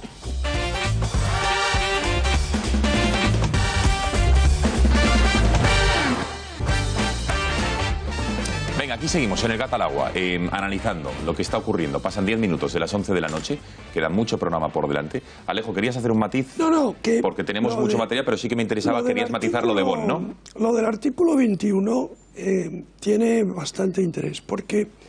¿El artículo 21 de qué, perdón? De la Ley Fundamental de Bonn. Bien. Porque los constituyentes españoles se inspiraron mucho en la Constitución alemana, como es sabido, ¿no? Y, bueno, de hecho, algunos de ellos eran grandes admiradores del constitucionalismo alemán. Por ejemplo, Miguel Herrero y Miñón, ¿no? Entonces, el artículo 21 es muy significativo. ¿Por qué? ¿Qué dice el artículo 21? Claro, en la República Federal Alemana tenían la experiencia terrible del nazismo, ¿no? Tenían la experiencia terrible del nazismo y cuando se redactó la Ley Fundamental de Bonn la tenían fresca todavía a la memoria, ¿no? Entonces quisieron blindar a la nueva República Federal que se construía sobre los escombros de la Segunda Guerra Mundial. La quisieron blindar frente a posibles tentaciones totalitarias y racistas futuras. Y pusieron este artículo, que es un artículo de medicina preventiva. Es decir, oiga, cualquier partido que atente contra tal o que tenga como objetivo destruir la República Federal será declarado, y decidirá el Tribunal Constitucional. O sea, quien decide si se ilegaliza o no es el Tribunal de Karlsruhe, el Tribunal Constitucional. ¿Quién promueve la ilegalización? Ojo, porque el Tribunal de Karlsruhe, si nadie va a pedírselo, no lo hace. Hubo un caso hace poco. Sí, lo promueve el gobierno o el Bundestag, ¿vale? O el gobierno federal o el Bundestag. Bueno, entonces, los constituyentes españoles, los 7 padres, ¿no os acordáis? Que, por cierto, muchos de ellos ya nos han dejado, ¿no? ¿Qué pensaron? Dijeron, hombre, a ver, esto, claro, esto se ha hecho teniendo en cuenta un pasado reciente terrible que fue el nazismo. Nosotros, que venimos a conciliar, venimos a armonizar, venimos a templar gaitas, hombre, no vamos a poner eso porque los nacionalistas se pondrán totalmente en contra. Por tanto, pusieron el famoso 152, que, bueno, es una especie de... el 155, pusieron el 155, que está copiado también de la coerción federal, se llama la coerción federal. Pero esto de la ilegalización les pareció que iba en contra del espíritu de la transición, que era la reconciliación, todos somos buenos, todos nos portaremos bien. Y cayeron en la ingenuidad más absoluta, porque los nacionalistas nunca han renunciado a su propósito. Y esto es desconocimiento de la historia de España, porque el problema del nacionalismo catalán y vasco es un problema que se inicia a finales del siglo XIX y que no ha cejado nunca, nunca en su propósito. Y os digo más, ni cejará en su propósito. Y si no se aplica la política que hay que aplicar, democrática, por supuesto, pero firme, para que esto se solucione de una vez, ese problema será endémico, ¿comprendéis? Y el motivo por el que no se incluyó ese precepto en la Constitución española fue ese. Es decir, hombre, no vamos a ofenderles, ¿no? Comparándoles con los nazis, ¿me entendéis? Ahora vamos a ofenderles. Bueno, pero de todas formas, ¿me dejas de una cosa? Es que queda muchísimo. Lo sacarás en próximas reflexiones. Vamos a ver, mañana me interesa una breve reflexión de alguien, a ver qué es lo que puede ocurrir mañana. Mañana Carles Puigdemont, expresidente de la Generalitat, prófugo, fugado, huido, llámenlo como quieran, y 4 exconsejeros declaran. ¿Dónde? Saben que huyeron a Bélgica hace aproximadamente ya 2 semanas, antes incluso de que se presentase la querella contra ellos por rebelión, sedición y malversación de caudales públicos. Pues declaran mañana a las 2 de la tarde en la Cámara del Consejo, que es un tribunal, digamos, de primera instancia. ¿Qué es lo que puede ocurrir mañana? ¿Cuáles son los timings, digamos? Ojo, porque la Fiscalía belga ha pedido hoy información, entre otras cosas, a la Audiencia Nacional sobre el estado de las cárceles de nuestro país. Y claro, hete aquí que presumiblemente, si a Puigdemont le enviasen a prisión preventiva, iría a Extremera, que es una de las cárceles más nuevas que tenemos en nuestro país, ¿no? Con lo cual, claro, ¿qué ha hecho el gobierno sorprendido? Pues ha cogido fotos de Extremera, que tiene últimos equipamientos, y les ha enviado como diciendo, ¿a qué viene esta pregunta? Nunca nos han preguntado por el estado de las cárceles en nuestro país, como si fuésemos aquí Zimbabue, y perdón por la comparación, ¿no? Bueno, mañana, insisto, el juez en Bélgica, ¿qué tendrá que hacer? Decidir sobre esa orden europea de detención, que, digamos, dictada por la Audiencia Nacional, por la juez Lamela. Y ojo, porque la de resolución, Javier, abogado, puede que no sea mañana inmediata, puede que se tarde varios días, 8 o 10 días, es decir, que hasta el lunes 27 de noviembre habría tiempo y luego podría haber alegaciones, etcétera, con lo cual... Pues pueden 90 días. Pueden ir al Tribunal de Apelación 90 días. Y después todavía pueden ir a la Cour de Casación. O sea que hay 2 posibles recursos más. Esto, si agotan todos los recursos... Los agotarán. Esto puede durar. Pero no va de hasta uno. Navidad, No irá de uno por la lista. A ver, no irá de uno por la lista. Las elecciones el día 21. Recogida de acreditación como diputado, mediados de enero, ¿no? Pues tendrá que venir a buscarla. O sea, como venga. Es que claro, es que no hará falta la extradición, es que va a tener que venir a recoger el acta, porque si no la recoge, pasa turno, ¿eh? Pero si viene, va directo a presentarse a su señoría, ¿eh? Directo. Claro, no, por eso es que cuando entre por la frontera española, lo quiero decirte porque aunque podemos ahora reflexionar sobre los tiempos judiciales en Bélgica, si puede tardar 10, que igual va más rápido, o 90 días. Puede llegar a 6 meses, ¿eh? Pero es que en el fondo, al final, no voy a decir que sea igual, pero si se presenta como número 1, pues la candidatura de Junts por Cataluña, como se llamen ahora, estos señores, que serán siempre lo mismo, es convergencia, esto es convergencia de toda la vida. Si viene a buscar el acta, en el momento de cruce la frontera, será detenido. Y si todas las causas y no va a salir, vamos, estoy convencido que se va a pegar la presión. Y si todas las causas ya han quedado acumuladas en el Supremo en ese momento, va directo al Supremo. Directo. Jordi, pero lo que nos preguntábamos algunos es ¿por qué está Puigdemont fuera? Y es que le han dejado escaparse. Lo digo así de claro, le han dejado escaparse. Puigdemont tenía una petición en varios tribunales para que compareciera ante las salas correspondientes y que en su caso se dictase inmediatamente la orden de prisión. No se quiso hacer. Nosotros el viernes anterior al lunes en que él tomaba un avión, presentamos un escrito urgente en la Fiscalía General del Estado y le dijimos: actúe de acuerdo con el artículo 3.3 y artículo 4 del Estatuto Orgánico de la Fiscalía, que le faculta para dar instrucciones directas a los cuerpos y fuerzas de seguridad del Estado. Y no hicieron nada.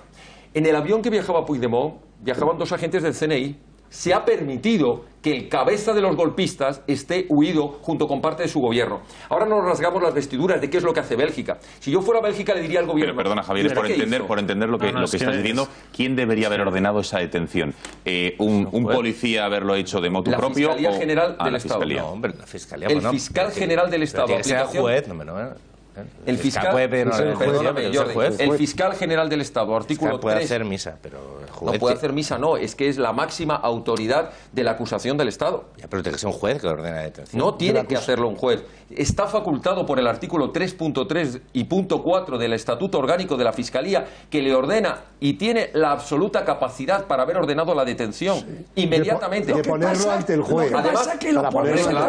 Además, cuando nosotros hemos dicho... No hablamos de eso. A ver, dejamos a Javier que explique cómo sería... Cuando nosotros hemos dicho, y a mí se me preguntó en este mismo plató, pero vamos a ver, ¿estamos entendiéndolo bien?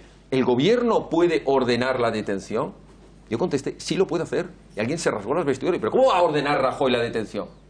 No, el gobierno es el poder ejecutivo. Y a través del Ministerio del Interior, los cuerpos y fuerzas de seguridad del Estado, todos los días llevan a cabo miles de detenciones en España sin contar con una orden judicial. Porque cuando hay un golpe de Estado, cuando se está produciendo un delito flagrante como se estaba produciendo en el Parlamento de Cataluña con la declaración de independencia, la puesta a disposición judicial la hacen los cuerpos y fuerzas de seguridad del Estado. No es así. No se ha querido tocar a Puigdemont. No es así, porque lo pueden hacer perfectamente. Entonces... Momento, a ver, Jordi. Vamos a ver, oye, Puigdemont la justicia determinará cuál es su grado de responsabilidad delictiva. No, momento, vamos a ver, pero es que, vamos a ver. Puigdemont, el último pleno del Parlamento de Cataluña. 27 de octubre. No es el gobierno el que declara nada.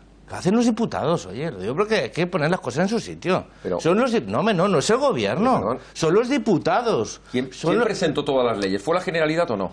Pero es que no se presentaba ninguna ley.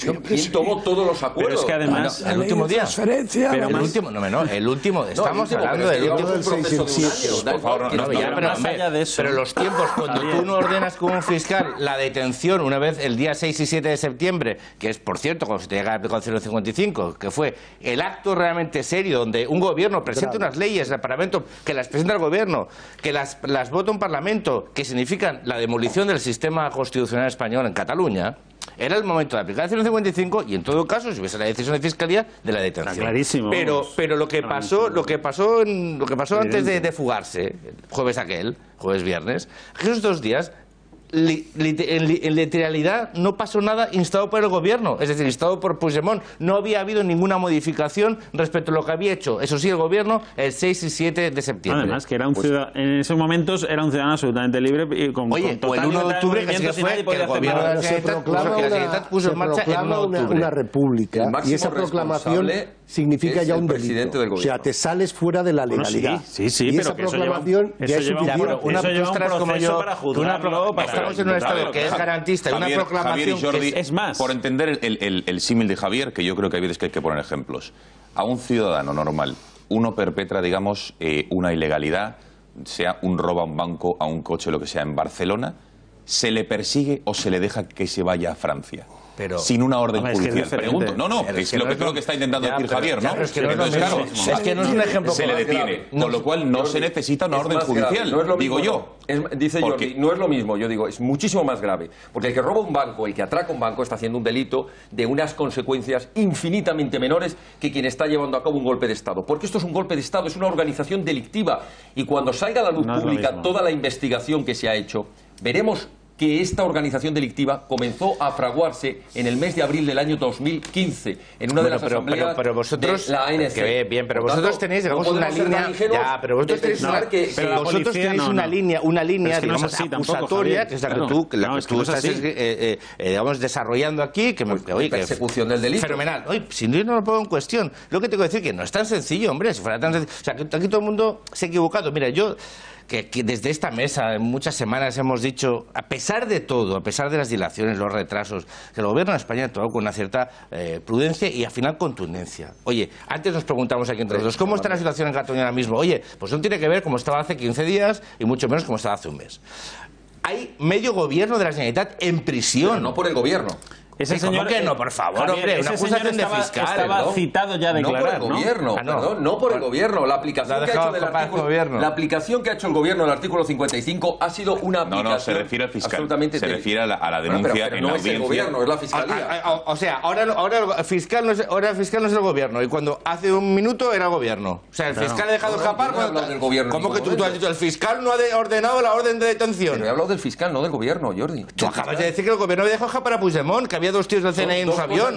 No, tú has dicho que es lo mismo. Oye, pues lo aclaro. Una cosa es que la fiscalía no actuó y otra cosa es que además no actuó el gobierno. Son dos cosas diferentes. El gobierno podía haber actuado perfectamente a través del Ministerio del Interior. ¿Cómo? ¿A través del Ministerio del Interior? Pues actuando los cuerpos y fuerzas de seguridad del Estado. ¿Por qué? Porque es un delincuente que estaba llevando a cabo. No, un delincuente será cuando un juez lo delincuentes cuando se comete. Es que no se puede comparar.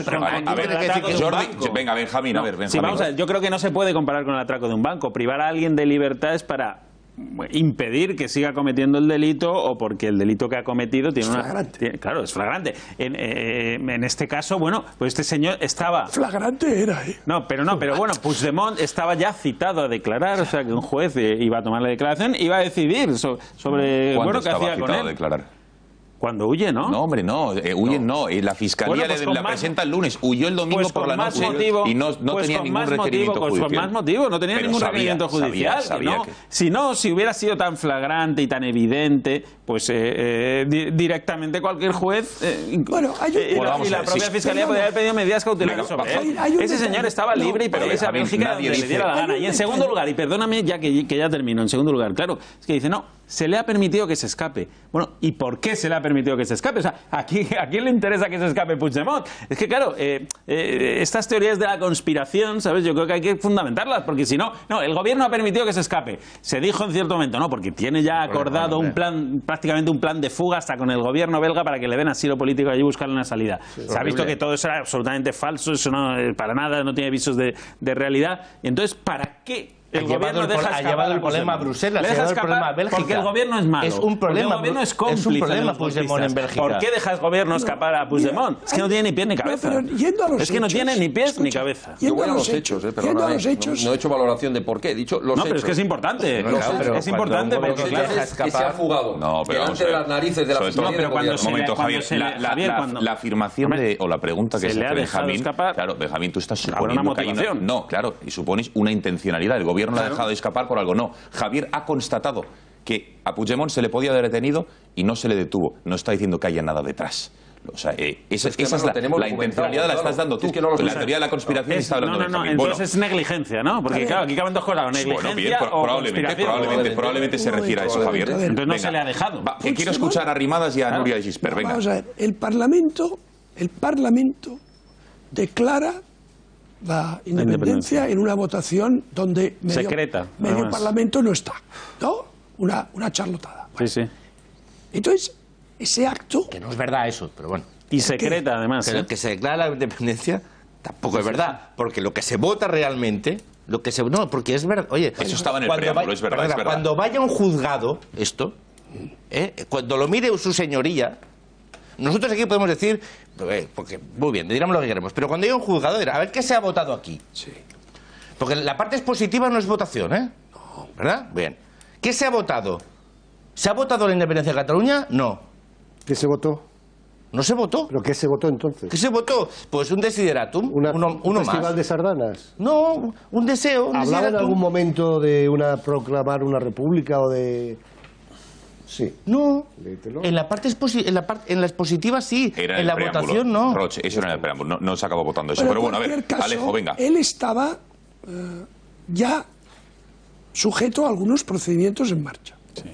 Este ya lo estaba. Sí. Bueno, el 1 de octubre, más lejos. Vale. Y estaba citado. Que presentó la Fiscalía. Estaba citado. Bien. Entonces, hombre, lo normal es que si un... No, al parecer no estaba citado. Según me han corregido aquí en la mesa, yo pensaba que sí, pero parece ser que no. por otras cosas, ¿no? No, creo que no. La Fiscalía anunció el viernes, cuando se proclamó la independencia, que el lunes presentaría una querella, una denuncia, una demanda, como sea, en el Supremo y en la Audiencia Nacional, pero no hizo nada. Lo normal es que Poder Ejecutivo, Poder Judicial, ¿no? Bien. El Ejecutivo, que dispone de la Policía, la Guardia Civil y el CNI, si ve que el que acaba de cometer el delito, para el cual la Fiscalía anuncia una querella para el lunes, por delitos que están penados hasta con 30 años, ¿vale? Ahí está. Entonces, lo que hago yo, si soy presidente de gobierno, no sé vosotros, digo, CNI o Guardia Civil, quien proceda, a este no me lo perdáis de vista, ¿vale? Y si veis que intenta escapar, salir de España, me lo engritelláis y lo ponéis ante el juez. Porque, pero Alejo, eso lo tendrá que decir por debajo de la mesa el presidente del gobierno, porque mandar la vigilancia de un ciudadano libre sobre el que no hay ninguna imputación y tal, no se puede hacer. Perdona, no se puede hacer, lo podrá hacer bajo tapadillo. Sí, anunciada. Pero a ver, una cosa. El fiscal cambia de opinión el domingo por la noche porque bueno, me gustaría, oye, vamos a ver, vamos a seguir avanzando. No quiero enrocarme en este debate. A ver, Alejo, venga, concluimos. Permisividad a la hora de que se escapase. Bueno, eso es evidente. Y si más es cierto de que había dos agentes del CNI... Vamos a ver, si había dos agentes del CNI en el avión, blanco y en botella. ¿Pero blanco y en botella qué? Blanco y en botella que se permitió que se fuese a Bélgica. No, pero es que no se le podía impedir. Claro. No, si yo no te digo que se le impidiera, pero que se le permitió. Si no se le puede impedir, no se le permite, es que se va. Punto. En territorio francés, por supuesto, pero cuando sale de España, sale en coche, ¿vale? Sí. Bueno, pues si tú le estás mirando, le sigues. Y cuando ves que está a 1 kilómetro de la frontera, te pones delante. ¿Pero con qué exactamente, con qué argumento? Pues porque es el jefe de un golpe de Estado. ¿Veis que yo creo que esto es evidente? Pero bueno, que eso lo ves tú así y yo lo comparto. Yo lo comparto. De que era el jefe. Yo lo comparto, pero si lo podemos ver todo así, pero una judicialmente y procesalmente tiene sus tiempos. Compartimos todos que era el jefe de un golpe de Estado, pero Benjamín y Jordi, por entenderlo, consideran que no había razonamientos hombre, que hay que ser para su detención. Javier considera que sí. Pues no lo detienes. No lo detienes. Cortas y dices, señor Puigdemont, vuélvase para casa. Ah, no, que me quiera. No, usted no pasa y ya está. No les posa. Prohibición de salida. Que se vuelva a Gerona. Bueno, vamos a ver. Ejemplos concretos de lo que se está viviendo en Cataluña. Me gustaría ver. Vamos a escuchar dos asuntos. Me gustaría recordar la entrevista que le hacían ayer por la mañana a Inés Arrimadas en els matins de TV3, de la televisión pública catalana, en las mañanas. ¿Quién la entrevista? En las mañanas de TV3. ¿Quién la entrevista? Una periodista, no me acuerdo, Jordi, ¿cómo se llama? Lidia Bosch, no, ¿cómo se llama? Lidia... Bueno, no me acuerdo. No era Mónica Terribas, no, eso es la radio. Esto es en TV3. Lidia, es verdad, la entrevista, y ojo con las preguntas e insinuaciones que le hace sobre las la entrevista transcurre con determinada normalidad hasta que le empieza a preguntar por las manifestaciones del 8 de octubre, multitudinarias, a la que Ciudadanos acudió en Barcelona, y la del día 29. Y ojo con las insinuaciones y los vínculos que hace de Ciudadanos con organizaciones radicales, digamos. Al final d'aquestes manifestacions, i després també en altres casos aïllats, s'hi afegeixen grups ultras, feixistes, amb banderes preconstitucionals, que ataquen aquestes manifestacions. Senyora Arrimadas, vostès se senten còmodes amb aquests elements en les seves manifestacions? Que no estan a les nostres manifestacions. Sí, però venen, senyora Arrimadas. Miri, jo li poso l'altre exemple. I sempre hi ha incidents al final. Li pregunto una mica a vostès com ho manegen, això. Jo ho sento, però jo el que no puc permetre és que des de la televisió pública de Catalunya es vulgui donar una imatge que les manifestacions independentistes són absolutament pacífiques i democràtiques i les que no són independentistes no ho són. Bueno, suposo que serà el mateix que li va passar a vostè quan va veure la manifestació independentista de l'11 de setembre, quan es van cremar les banderes de França i les banderes d'Espanya, amb encaputxats. Suposo que serà el mateix. No podem tacar, perquè jo tinc molts amics que van anar a la manifestació. Aquesta reincidència no hi és a les manifestacions. Bueno, això és una interpretació seva, perquè jo cada 11 de setembre veig cremar... Cada 11 de setembre veig cremar banderes de França i d'Espanya amb encaputxats. I mai se m'acudiria barrejar la manifestació... No hi ha agressions, és que van anar a Catalunya Ràdio Trencavidres, senyora Arrimadas. Deixi'm que acabi, sisplau. Mai se m'acudiria, mai barrejar aquests fets aïllats del dia 11 de setembre, que sempre es produeixen, per cert, cada 11 de setembre fan el mateix, amb la manifestació grossa, però deixi'm acabar, la manifestació grossa, pacífica, familiar, que va ser la manifestació de l'11 de setembre de cada any. Bueno, esto, Televisión Pública de Cataluña. Y un elemento más que me gustaría, fíjense lo que decía Inés Arrimadas en Twitter, la presidenta de Ciudadanos, y lo que le contestaba la expresidenta del Parlamento de Cataluña. Decía Inés Arrimadas, la expresidenta del Parlamento me quiere echar de Cataluña por mis ideas. Otra muestra del nacionalismo excluyente. El 21 de diciembre tenemos la oportunidad de ganarles y gobernar de otra manera para que en Cataluña no se vuelva a señalar a nadie por su origen o sus ideas. Esta era la respuesta a un tuit de Núria de Gispert que le decía, entonces, ¿por qué no vuelves a Cádiz? Pero el tuit de Gispert es antes. No, es posterior. No, yo creo que es posterior. Ahora lo vamos a decir. Pero Jordi, ¿qué te parece lo de TV3? Porque desde luego era para levantarse incluso irse, ¿no? TV3, evidentemente. O sea, TV3 ya no vamos a excluir a nadie que es un altavoz de la propaganda separatista. Es decir, es una televisión que es de cualquier cosa menos plural y respetuosa con la pluralidad política. Pero hay una evidencia, es decir, que en Cataluña, y esto simplemente lo que hace TV3 ahora es proyectarlo y amplificarlo, se quiere relacionar a las dos grandes manifestaciones que les dejaron en shock a los separatistas, de más de 1 millón de catalanes y de compatriotas del resto de España que vinieron a Barcelona de una forma pacífica y festiva a defender la unión y los valores de la unión, de la convivencia, que son valores superiores a los de la división y el enfrentamiento, pues ese estado de shock en el cual quedaron los separatistas, porque les rompimos una de sus frases preferidas, que era que las calles serán siempre suyas, ¿no? Y dijimos que no, las calles son de todos. Bueno, pues como eso pasó, la forma de criminalizar eso siempre es señalando y poniendo ese millón de personas como extrema derecha. ¿Y cómo lo hacen? Vinculando actos posteriores a las manifestaciones directamente vinculados a las manifestaciones. Es una táctica muy vieja de agitación y propaganda. ¿Qué pasa con esto? Pues que en el fondo lo que hace es que en toda Cataluña se instala una visión donde aquellos que defienden la unión son fascistas, ultraderecha, se une a las manifestaciones recurrentes del independentismo donde España es franquista, golpista, fascista, falangista, y lo que hacen es seguir alimentando esa imagen que quieren ponernos aquellos que somos catalanes y defendemos la unión con el conjunto de España como gente de ultraderecha, gente fascista, gente pues no demócrata. Pero en el fondo lo que hace Lidia Heredia, que es la presentadora, ya no es únicamente hacer es propaganda y ese tipo de comentario venenoso, sino faltar al respeto a la líder de la oposición en Cataluña. Porque esta misma señora en sus programas, aquellos que están calificando a España como un país antidemocrático o totalitario, no les lleva la contraria. Cuando venían y decían España nos roba, esta señora no decía nada. Esta señora ha entrevistado terroristas en las manifestaciones multitudinarias de la ANC y Òmnium Cultural, las han encabezado en las pancartas exterroristas. El señor Bentanás y el señor Carles Sastre. Carles Sastre es que le puso una bomba al señor Bultó y lo hizo reventar. Y iba en la cabecera de la última manifestación, que fue presentado en un programa de TV3 como un gran reserva del independentismo. Es decir, es obsceno y repugnante, pero lo que ha demostrado Inés Arrimadas es, uno, tener mucha más educación, saber responder adecuadamente, defender a aquellos catalanes que somos catalanes y españoles, que somos la mayoría de los catalanes, y poner a Lidia Heredia como lo que es una mala periodista y es una buena portavoz del independentismo. Ahora tengo ya lo de Núria de Gispert. Fíjense lo que decía, era una noticia que colgaba el periódico digital El Nacional.cat con unas palabras arrimadas. Cataluña no se puede permitir 4 años más del proceso, cierro comillas. Y la respuesta de Núria de Gispert es, entonces, ¿por qué no vuelves a Cádiz? Núria de Gispert, expresidenta del Parlamento catalán.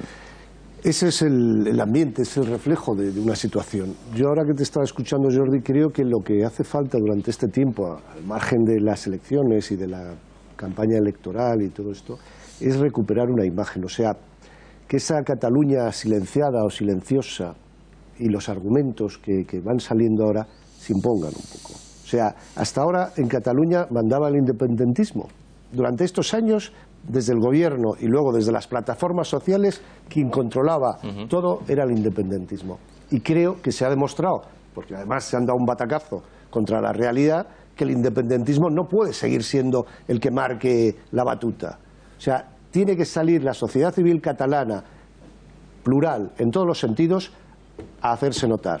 O sea, incluso empezando por TV3. Pero tú, el comentario de Núria Gispert no lo ves en la línea de lo que alimenta el nacionalismo, que sí, es un supremacismo xenófobo. Hay que porque para ellos ese millón de personas que se manifestó, ¿sabes lo que en la realidad lo que piensan? Gente como Núria Gispert. Sí, que ellos son los que dueños. No son catalanes. Que ellos son que los el 1.300.000 no son catalanes. Eso es lo que piensan en realidad. Los independentistas son los dueños de Cataluña. Sí, ellos son los catalanes, los otros no lo son. Y mientras han estado calladitos, silenciados o silenciosos, mira, pero cuando reclaman sus derechos... que hay que cambiar eso. Hombre, por supuesto. Y hay que empezar ya por los tweets, por TV3, por la calle, por todos los medios. El independentismo no tiene razón. Tendrá sus razones, pero no tiene razón, y hay que combatirlo con las ideas, hablando ideológicamente. Y la gente tiene que quitarse ya los complejos, el miedo, la pereza o lo que sea. Bueno, hay que luchar en la calle y en los medios de comunicación. El decirle, doncs, ¿por qué no tornas a Cádiz? Tiene un nombre muy preciso. No, se llama xenofobia. No, se llama deportación. O sea, lo que le está diciendo... No, es clarísimo. Le está diciendo que si no te gusta, pues vete a tu... No, vete de donde vienes, vete a tu ciudad de origen, le está diciendo. Perdona. Esto, digamos, es como lo viste, pero el ánimo de Núria Gispert, te diré más, si Núria Gispert pudiera, la cargaba en un camión con todos los que tal y los enviaba a Cádiz. Bueno, deportados. Sí. Esto es lo que... Claro que sí. O sea, lo que respira ese tuit infecto es el ánimo de la deportación de los que no son de tu grupo étnico. Y eso, francamente... Sí, los que no piensan como tú... No, los que no son de tu grupo étnico. Pero vamos a ver qué respuesta hay. No piensan como tú, porque está Jordi Sánchez que piensa como tú. Pero vamos a ver qué respuesta hay por parte de los otros portavoces de los partidos políticos. A Cádiz, ¿sabes? A Cádiz. A tu pueblo. Cuidado, a Cádiz. Ya, bueno, pero a Sánchez, a Jordi Sánchez de alguno... Es que, no, porque mira, la lengua... Es muy duro esto. La lengua hay que situarla en un contexto. Y los catalanes sabemos, el contexto catalán lo conocemos, y sabemos los matices, y sabemos lo que quiere decir cada palabra, y sabemos que un vocablo que, traducido literalmente para un señor de Valladolid, parece que es inocuo, nosotros sabemos la carga que lleva. Doncs, ¿por qué no tornas a Cádiz? Tornar no es... ¿Por qué no vuelves a...? ¿Por qué no te vuelves a...? No te vuelves. A ver, un segundo, venga, a ver. Esto es... Fíjate lo que digo. No es mejor volverte que vete. Es xenófobo, es racista y respira el ánimo del que quiere deportarte. Es puro nacionalismo catalán. Respira odio. A ver, un segundo, más elementos. Le doy paso a Javier. Es infecto, Roig. ¿Saben cómo va a decorar las calles de Barcelona la alcaldesa Ada Colau? A ver... ¿Qué dirías, Alejo? Yo, pues con belenes, con ángeles... Jesucitos, ¿no? Angelitos, un pastor...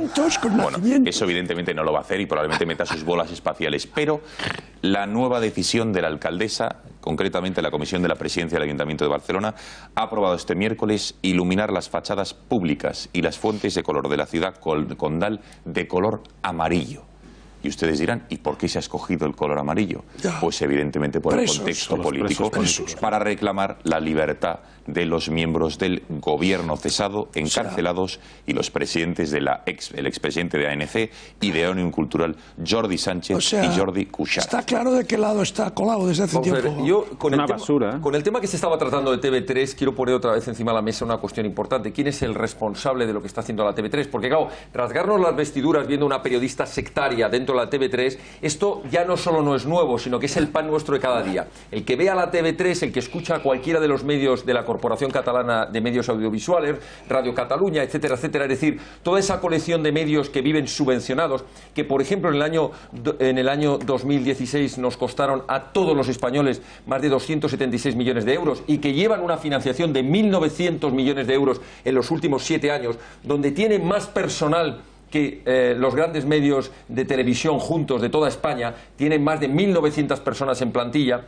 Cuando vemos todo esto, no nos tiene que sorprender, pero lo que tenemos que preguntarnos es lo que nos hemos preguntado nosotros y lo que le hemos dicho a los órganos judiciales en los que se está investigando.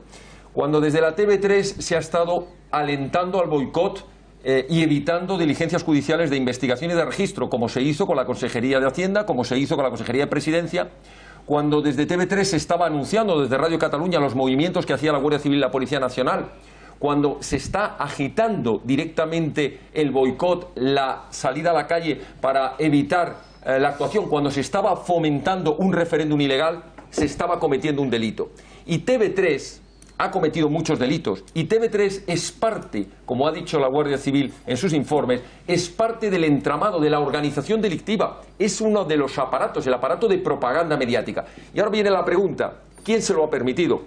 Pues cuando se ha hecho una aplicación del artículo 155 absolutamente timorata y light, cuando no se ha querido intervenir el medio de comunicación, que es lo que se tenía que haber hecho, porque los directores de los medios de comunicación catalanes tenían que haber sido inmediatamente sustituidos por personas que no permitiesen que ocurriesen esas cosas. Bastaban sustituir a dos, al director y al director de informativos, ya está. Ya está. Pero la realidad es que la televisión sigue siendo un instrumento. Por eso algunos hemos afirmado, y desde Vox lo hemos recalcado hasta la saciedad, que no va a haber unas elecciones autonómicas libres, que se olviden de ello los candidatos de los partidos que han decidido presentarse, porque cuando todo el aparato mediático en Cataluña está bajo el control de los mismos golpistas, no va a haber elecciones libres. Van a ser exactamente igual que si se estuvieran celebrando bajo la televisión cubana o bajo la televisión de Venezuela. Llegan más televisiones, no todo el pero mundo. La realidad es que el machaque permanente, día, tarde y noche, sobre el discurso que se va a escuchar, ¿y qué es va la a ser televisión el discurso pública? secesionista. Que las manifestaciones y los actos que hagan otros partidos políticos dirán que fueron cuatro gatos y que además eran violentos y fascistas. Y lo que hagan ellos va a ser absolutamente... La campaña electoral hay unos hablando de establecidos para todo. Hablando de medios, me gustaría presentarles porque de los productores, podríamos decir, de Vamos a contar mentiras, de alguna manera, de los guionistas del 1 de octubre, de la invención, del miente que algo queda. También es la segunda edición del corto aquel, ¿se acuerdan? De la chica que le habían roto todos los dedos de una mano, que lloraba, que le habían metido mano incluso, que Ada Colau lo denunció, que la policía y la Guardia Civil le había metido mano. Pues hoy tenemos un caso similar. Es el de un chico, un señor, que está haciendo una tournée mediática por todos los medios públicos y privados catalanes, con el ojo aparente, ensangrentado. Por cierto, y los españoles también, es decir, en muchos medios de aquí de la izquierda también le están haciendo muchísimo eco mediático. Tiene el ojo porque le dieron un pelotazo de goma. Evidentemente nadie se alegra y es un desastre, y le deseo una pronta recuperación a este señor por lo que tiene el ojo, que no sé cómo va y cuál es el diagnóstico médico. ¿No? Lo ha perdido totalmente. Sí. Ha perdido la visión. Bueno, pues atención, porque está circulando y se está haciendo viral este vídeo de lo que va contando él en su tournée mediática y de lo que realmente ocurrió.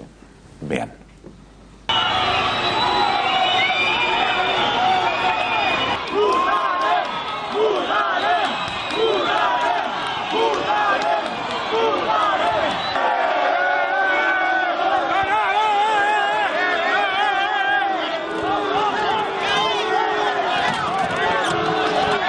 Després vaig tornar a pujar, que estaven, bueno, seguien a la Policia Nacional, estaven ja retirant les urnes, ficant-les a les furgonetes, i bé, allà va ser com sense avisar ni res, la policia va començar a carregar amb les porres i, bueno, allà va començar tot.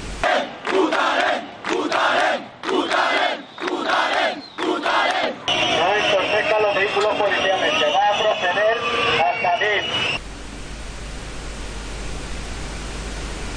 I res, en el moment de l'impacte estàvem simplement esperant que la policia s'acabés de retirar. A més, la casa meva, que és on volia tornar jo, estava just a la cantonada de sota, que era un disc, i cap on es dirigien ells. Per tant, anava seguint-los a ells, esperant a poder entrar a casa meva un cop haguessin passat. I en aquell moment, a mitja altura entre el carrer Gran Via i Diputació, mentre estàvem... En realitat no estàvem fent res, estàvem esperant que marxessin, i bé, entre tot el que vam fer va ser intentar evitar-ho de la forma més tranquil·la que podíem, mans en l'aire, som gent pacífica, tota aquesta forma de protesta pacífica, no?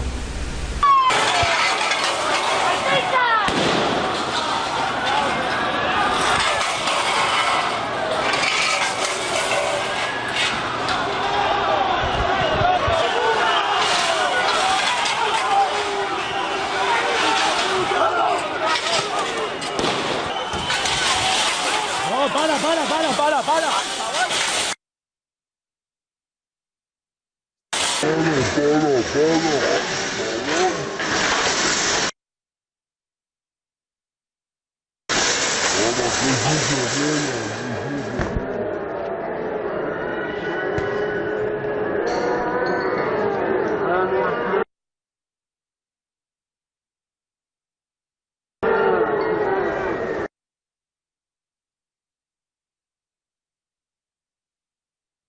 Bueno, pues lamentablemente este señor ha perdido el ojo como consecuencia de que le han disparado con una escopeta, una bola de goma, pero desde luego su relato es absolutamente falso y es mentira porque se ha demostrado cómo empujó a un policía, cómo tiró una valla a los agentes. Es un tipo muy violento. Es que además, todo lo contrario de lo que dice Sergio. En el vídeo dice que él estaba ahí como de paso, que quería ir a su casa con las manos arriba. Se ve cómo... Somos gente pacífica. Vamos a ver, se ve cómo le pega un empujón a un policía y cómo les tira la valla. Os digo una cosa, si le pega un empujón a un CRS francés o le tira una valla, yo creo que hubiera perdido algo más aparte del ojo. No, hombre, yo no me alegro desde luego que haya perdido un ojo. Cuando uno compra... No, pero cuando uno compra todas las papeletas de una rifa le va a tocar seguro, ¿sabes? Entonces a este señor pues le ha tocado. Mira. No, ha comprado, sí, ha comprado suficientes para... Es una pena que haya perdido el ojo, evidentemente. Pero no es culpa de la policía, ¿qué quieres que te diga? O sea, es culpa de él.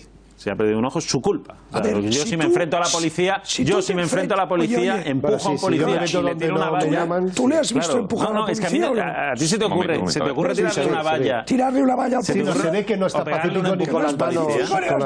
Pero bueno, de eso a que merezca perder el ojo. No digo que merezca, pero digo que la culpa no es de la policía. La policía no le quería... Claro, la policía tiene que actuar y a veces ocurren cosas desgraciadas en medio de una refriega, por supuesto. El problema es que estás en medio de la refriega. Aquí hay un elemento, aquí hay un hecho objetivo, que es que, uno, hay un ciudadano que ha perdido un ojo.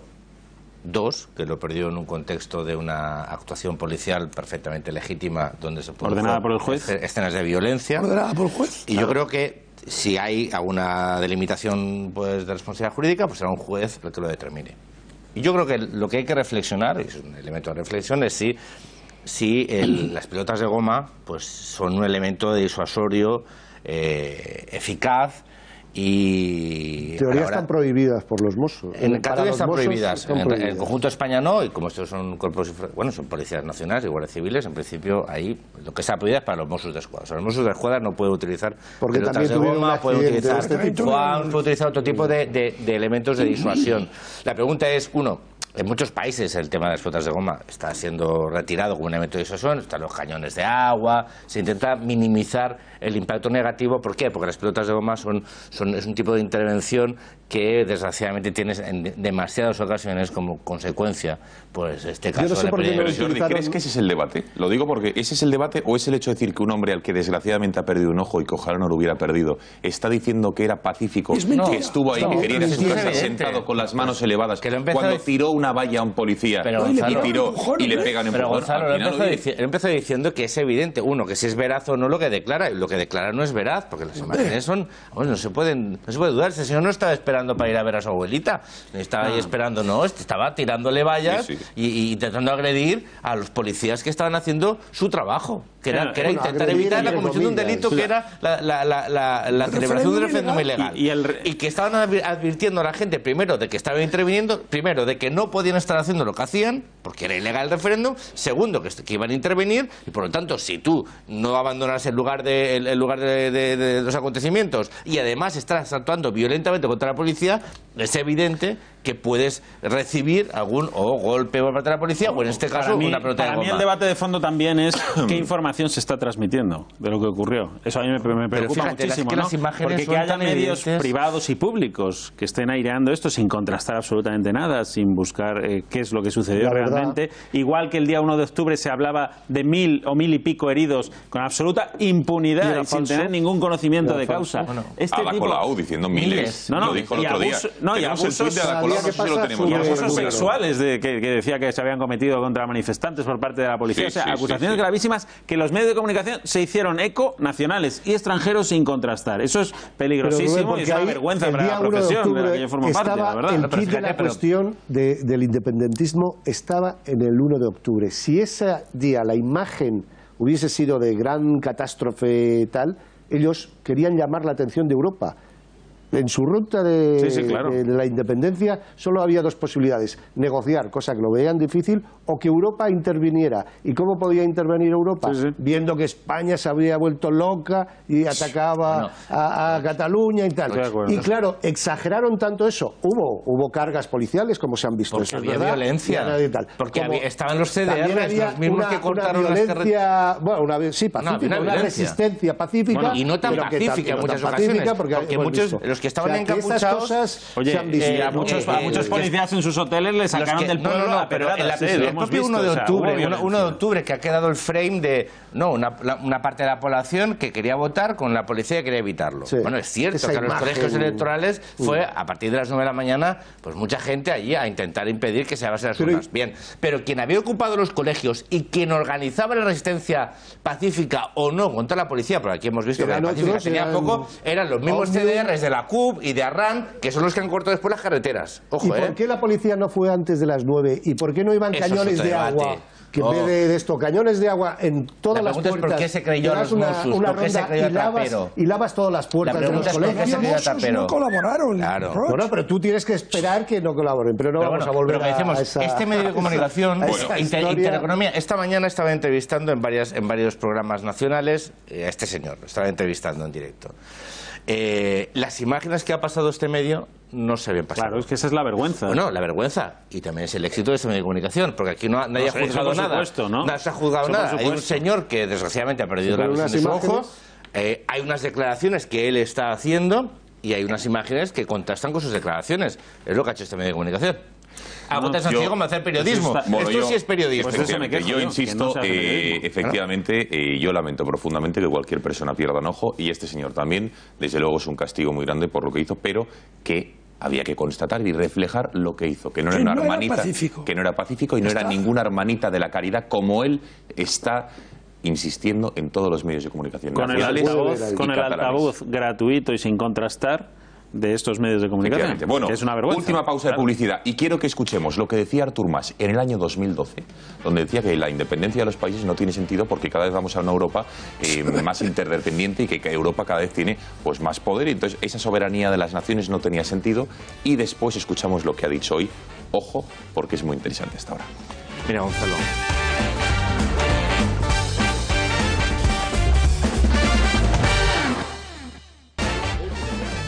Bueno, quedan 3 minutos para medianoche, lo prometido es deuda.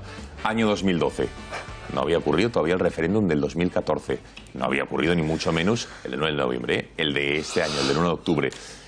Artur Mas volvía de Madrid, donde había pedido a Mariano Rajoy no la independencia ni mucho menos, sino un pacto fiscal, una serie de medidas, y digamos que volvía con un portazo, ¿no? Las narices. Y en TV3 decía lo siguiente, ojo, empezaban los primeros movimientos independentistas y decía, no, si yo lo respeto, pero como presidente tengo que, digamos, enfriarlo y contextualizarlo porque la independencia, digamos, no toca bien. Jo entenc perfectament que la gent parli d'independència, no? El que passa que jo, com a president del país, doncs he de procurar que quan en parlem de portes enfora s'entengui exactament què és el que volem. I el terme independència avui dia a la Unió Europea cada vegada existeix menys, perquè fixi's que els estats europeus cada vegada són menys independents. Anem cap a una interdependència molt gran i de fet la volem. De fet la volem quan diem volem més Europa. Què estem dient? que volem menys sobirania dels estats tradicionals i més sobirania europea, més capacitat de decisió a Europa, perquè siguem algú en el món en aquestes properes dècades, en aquest segle XXI. Per tant, és evident que anem cap a una Europa d'interdependències que ens convé, i dintre d'aquesta Europa d'interdependències, Catalunya ha de poder tenir els mateixos poders i els mateixos instruments que té qualsevol altra nació. Bueno, al final sí que hace esa muletilla, pero oye, vamos a más Europa, la queremos, menos soberanía, más soberanía europea. Y la independencia no tiene... Y la independencia de hoy ya no se estila en Europa. Esto fue octubre de 2012. Las elecciones fueron en noviembre, fueron al mes. Se presentó para conseguir la mayoría excepcional. Y perdió. Pasó de 62 diputados a 50. A 50. Y esa noche, que es cuando tenía que haber dimitido Artur Mas, y seguramente no habríamos llegado hasta esta situación, a otra, pero no a esta. En vez de dimitir, hubo gente de su entorno, David Madí, Turull, el que fue el que ahí le llaman como el ceporro, que le dijo que que nada, que era el momento de empezar a trabajar hacia la independencia y que esos 50 diputados lo que había que hacer es avanzar hacia la independencia. Y él lo compró, eso. Entonces, fijaos lo que decía. Hace 2 meses el señor Tardá decía que en Cataluña había un mandato democrático para conseguir la independencia, ¿no? Muy bien. Ayer, hace 2 días dijo que no era mayoría. O sea, la política es el arte de cambiar. Es decir, pero lo malo es que no pasa nada. No, claro, no pasa nada. Es que Artur Mas, fíjate, octubre de 2012, pero no pasa nada. En enero del año 2013 ya había alcanzado un acuerdo con Esquerra Republicana, acordaos, que era el documento para construir las estructuras de Estado para ir hacia un referéndum de independencia. Oye, el discurso en 2 meses. Que da, y lo que es solo he visto a Artur Mas una vez es que después de dar un golpe de Estado que le ha costado a Cataluña 11.000 millones de euros, la fuga y lo que de 2.400 conjunto de España, la deuda soberana... No, al conjunto de España le ha costado 14.000 millones el PIB. 14.000 millones. Después de haber creado los problemas que ha creado, que eso traerá paro, traerá pobreza, tal. Ahora dicen, no, es que en realidad no estábamos preparados. Bueno, es que es como para coger y gorrazos. Vamos, una sociedad madura a estos tíos no es que no los vote, es que los corre a gorrazos. Pero tú fíjate la cantidad de contradicciones del independentismo. Fíjate la cantidad de contradicciones del independentismo, ¿no?, de cara al 21 de diciembre. Por un lado, cómo están reculando todos en su mensaje. Es algo que yo creo que hasta el más cerril de los independentistas le tiene que chirriar. Si a eso le sumas que tiene a un presidente fugado, que no quiere dar la cara mientras otros están en la cárcel, que es lo que establece la gran diferencia. No es que él esté solo fugado, es que los otros están en la cárcel. Artur Mas, y si a eso, las declaraciones de Artur Mas, estamos hablando de Artur Mas, permíteme un segundo. Sí. Es decir, solo tiene unas equiparables a estas cuando justifica la carga policial de los Mossos claro, en el Parlamento, que sale diciendo que una democracia tiene que tener fuerzas represivas para justificar. O sea, es un señor que hemos visto, él y Pujol son los grandes culpables de la situación. Por orden distinto, porque lo que dices tú, Jordi, y termino con esto, es verdad. Él había perdido 12. ¿Y qué le hicieron ver? Que sumando dijeron, es el momento de ir a la independencia. Sumamos a Esquerra y la CUP, y nosotros, y esto ya lo tienes, le das la vuelta a la tortilla. Bueno. Y se lo tragaron. Pero fíjate, y de esas, es que esas grandes contradicciones... No sé cómo calificarlo casi de una manera horrible. En 2012 tenían mayoría Esquerra y Convergencia solos. Y la perdieron. Pero déjame... En 2012. En 2015 necesitaron a la CUP. Porque en 2012 tenían mayoría absoluta Esquerra Republicana y Convergencia. Y el dinero de Cataluña, el 2018 va a ser mucho más complicado. Pero déjame terminar una cosa, perdona. Venga, brevemente, que tengo otro asunto más. Estas grandes contradicciones, que bueno, que la vemos aquí, es una de ellas, pero que ahora se han acentuado y repito, uno con la fuga de Puigdemont mientras otros están en la cárcel. Y la otra, para mí también importantísima, es que van fragmentados a las elecciones. O sea, ¿qué mensaje transmites tú a tus electores cuando les estás diciendo que lo importante es la nación catalana y al final se están peleando unos cuantos por el sillón? Es Como decir, haya un idiota hay una serie, que vote hay a una esta serie gente... de contradicciones internas en el mensaje independentista. Hay que ser muy cerril, hay que ser muy impermeable a la razón para tragárselas. ¿Sabes quién Yo no ahí les fundamento cierta esperanza de que quién el no les independentismo debería se desplome votar algo. en buena lógica? Fíjate, no los constitucionalistas, no.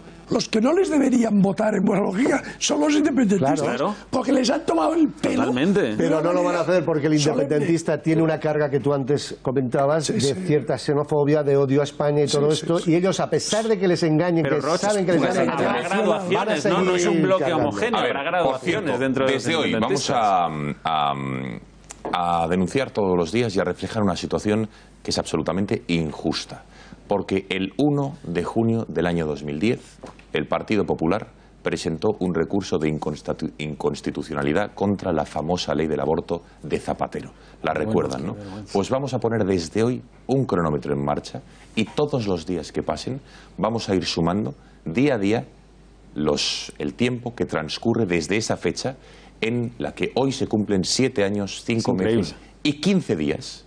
Dice Benjamín que es increíble. Además de increíble, es injusto. Detrás de mí tienen a los 12 miembros del Tribunal Constitucional, porque es absolutamente injusto, increíble. Se me acaban los calificativos para que después de 7 años, 5 meses, 15 días, en que se presentó el recurso contra la ley del aborto de Zapatero, el Constitucional lleva todo este tiempo, más de 2.700 días, sin pronunciarse. Y no es que sea una ley administrativa a la que se ha recurrido, de tráfico o incluso de algún estatuto de alguna comunidad.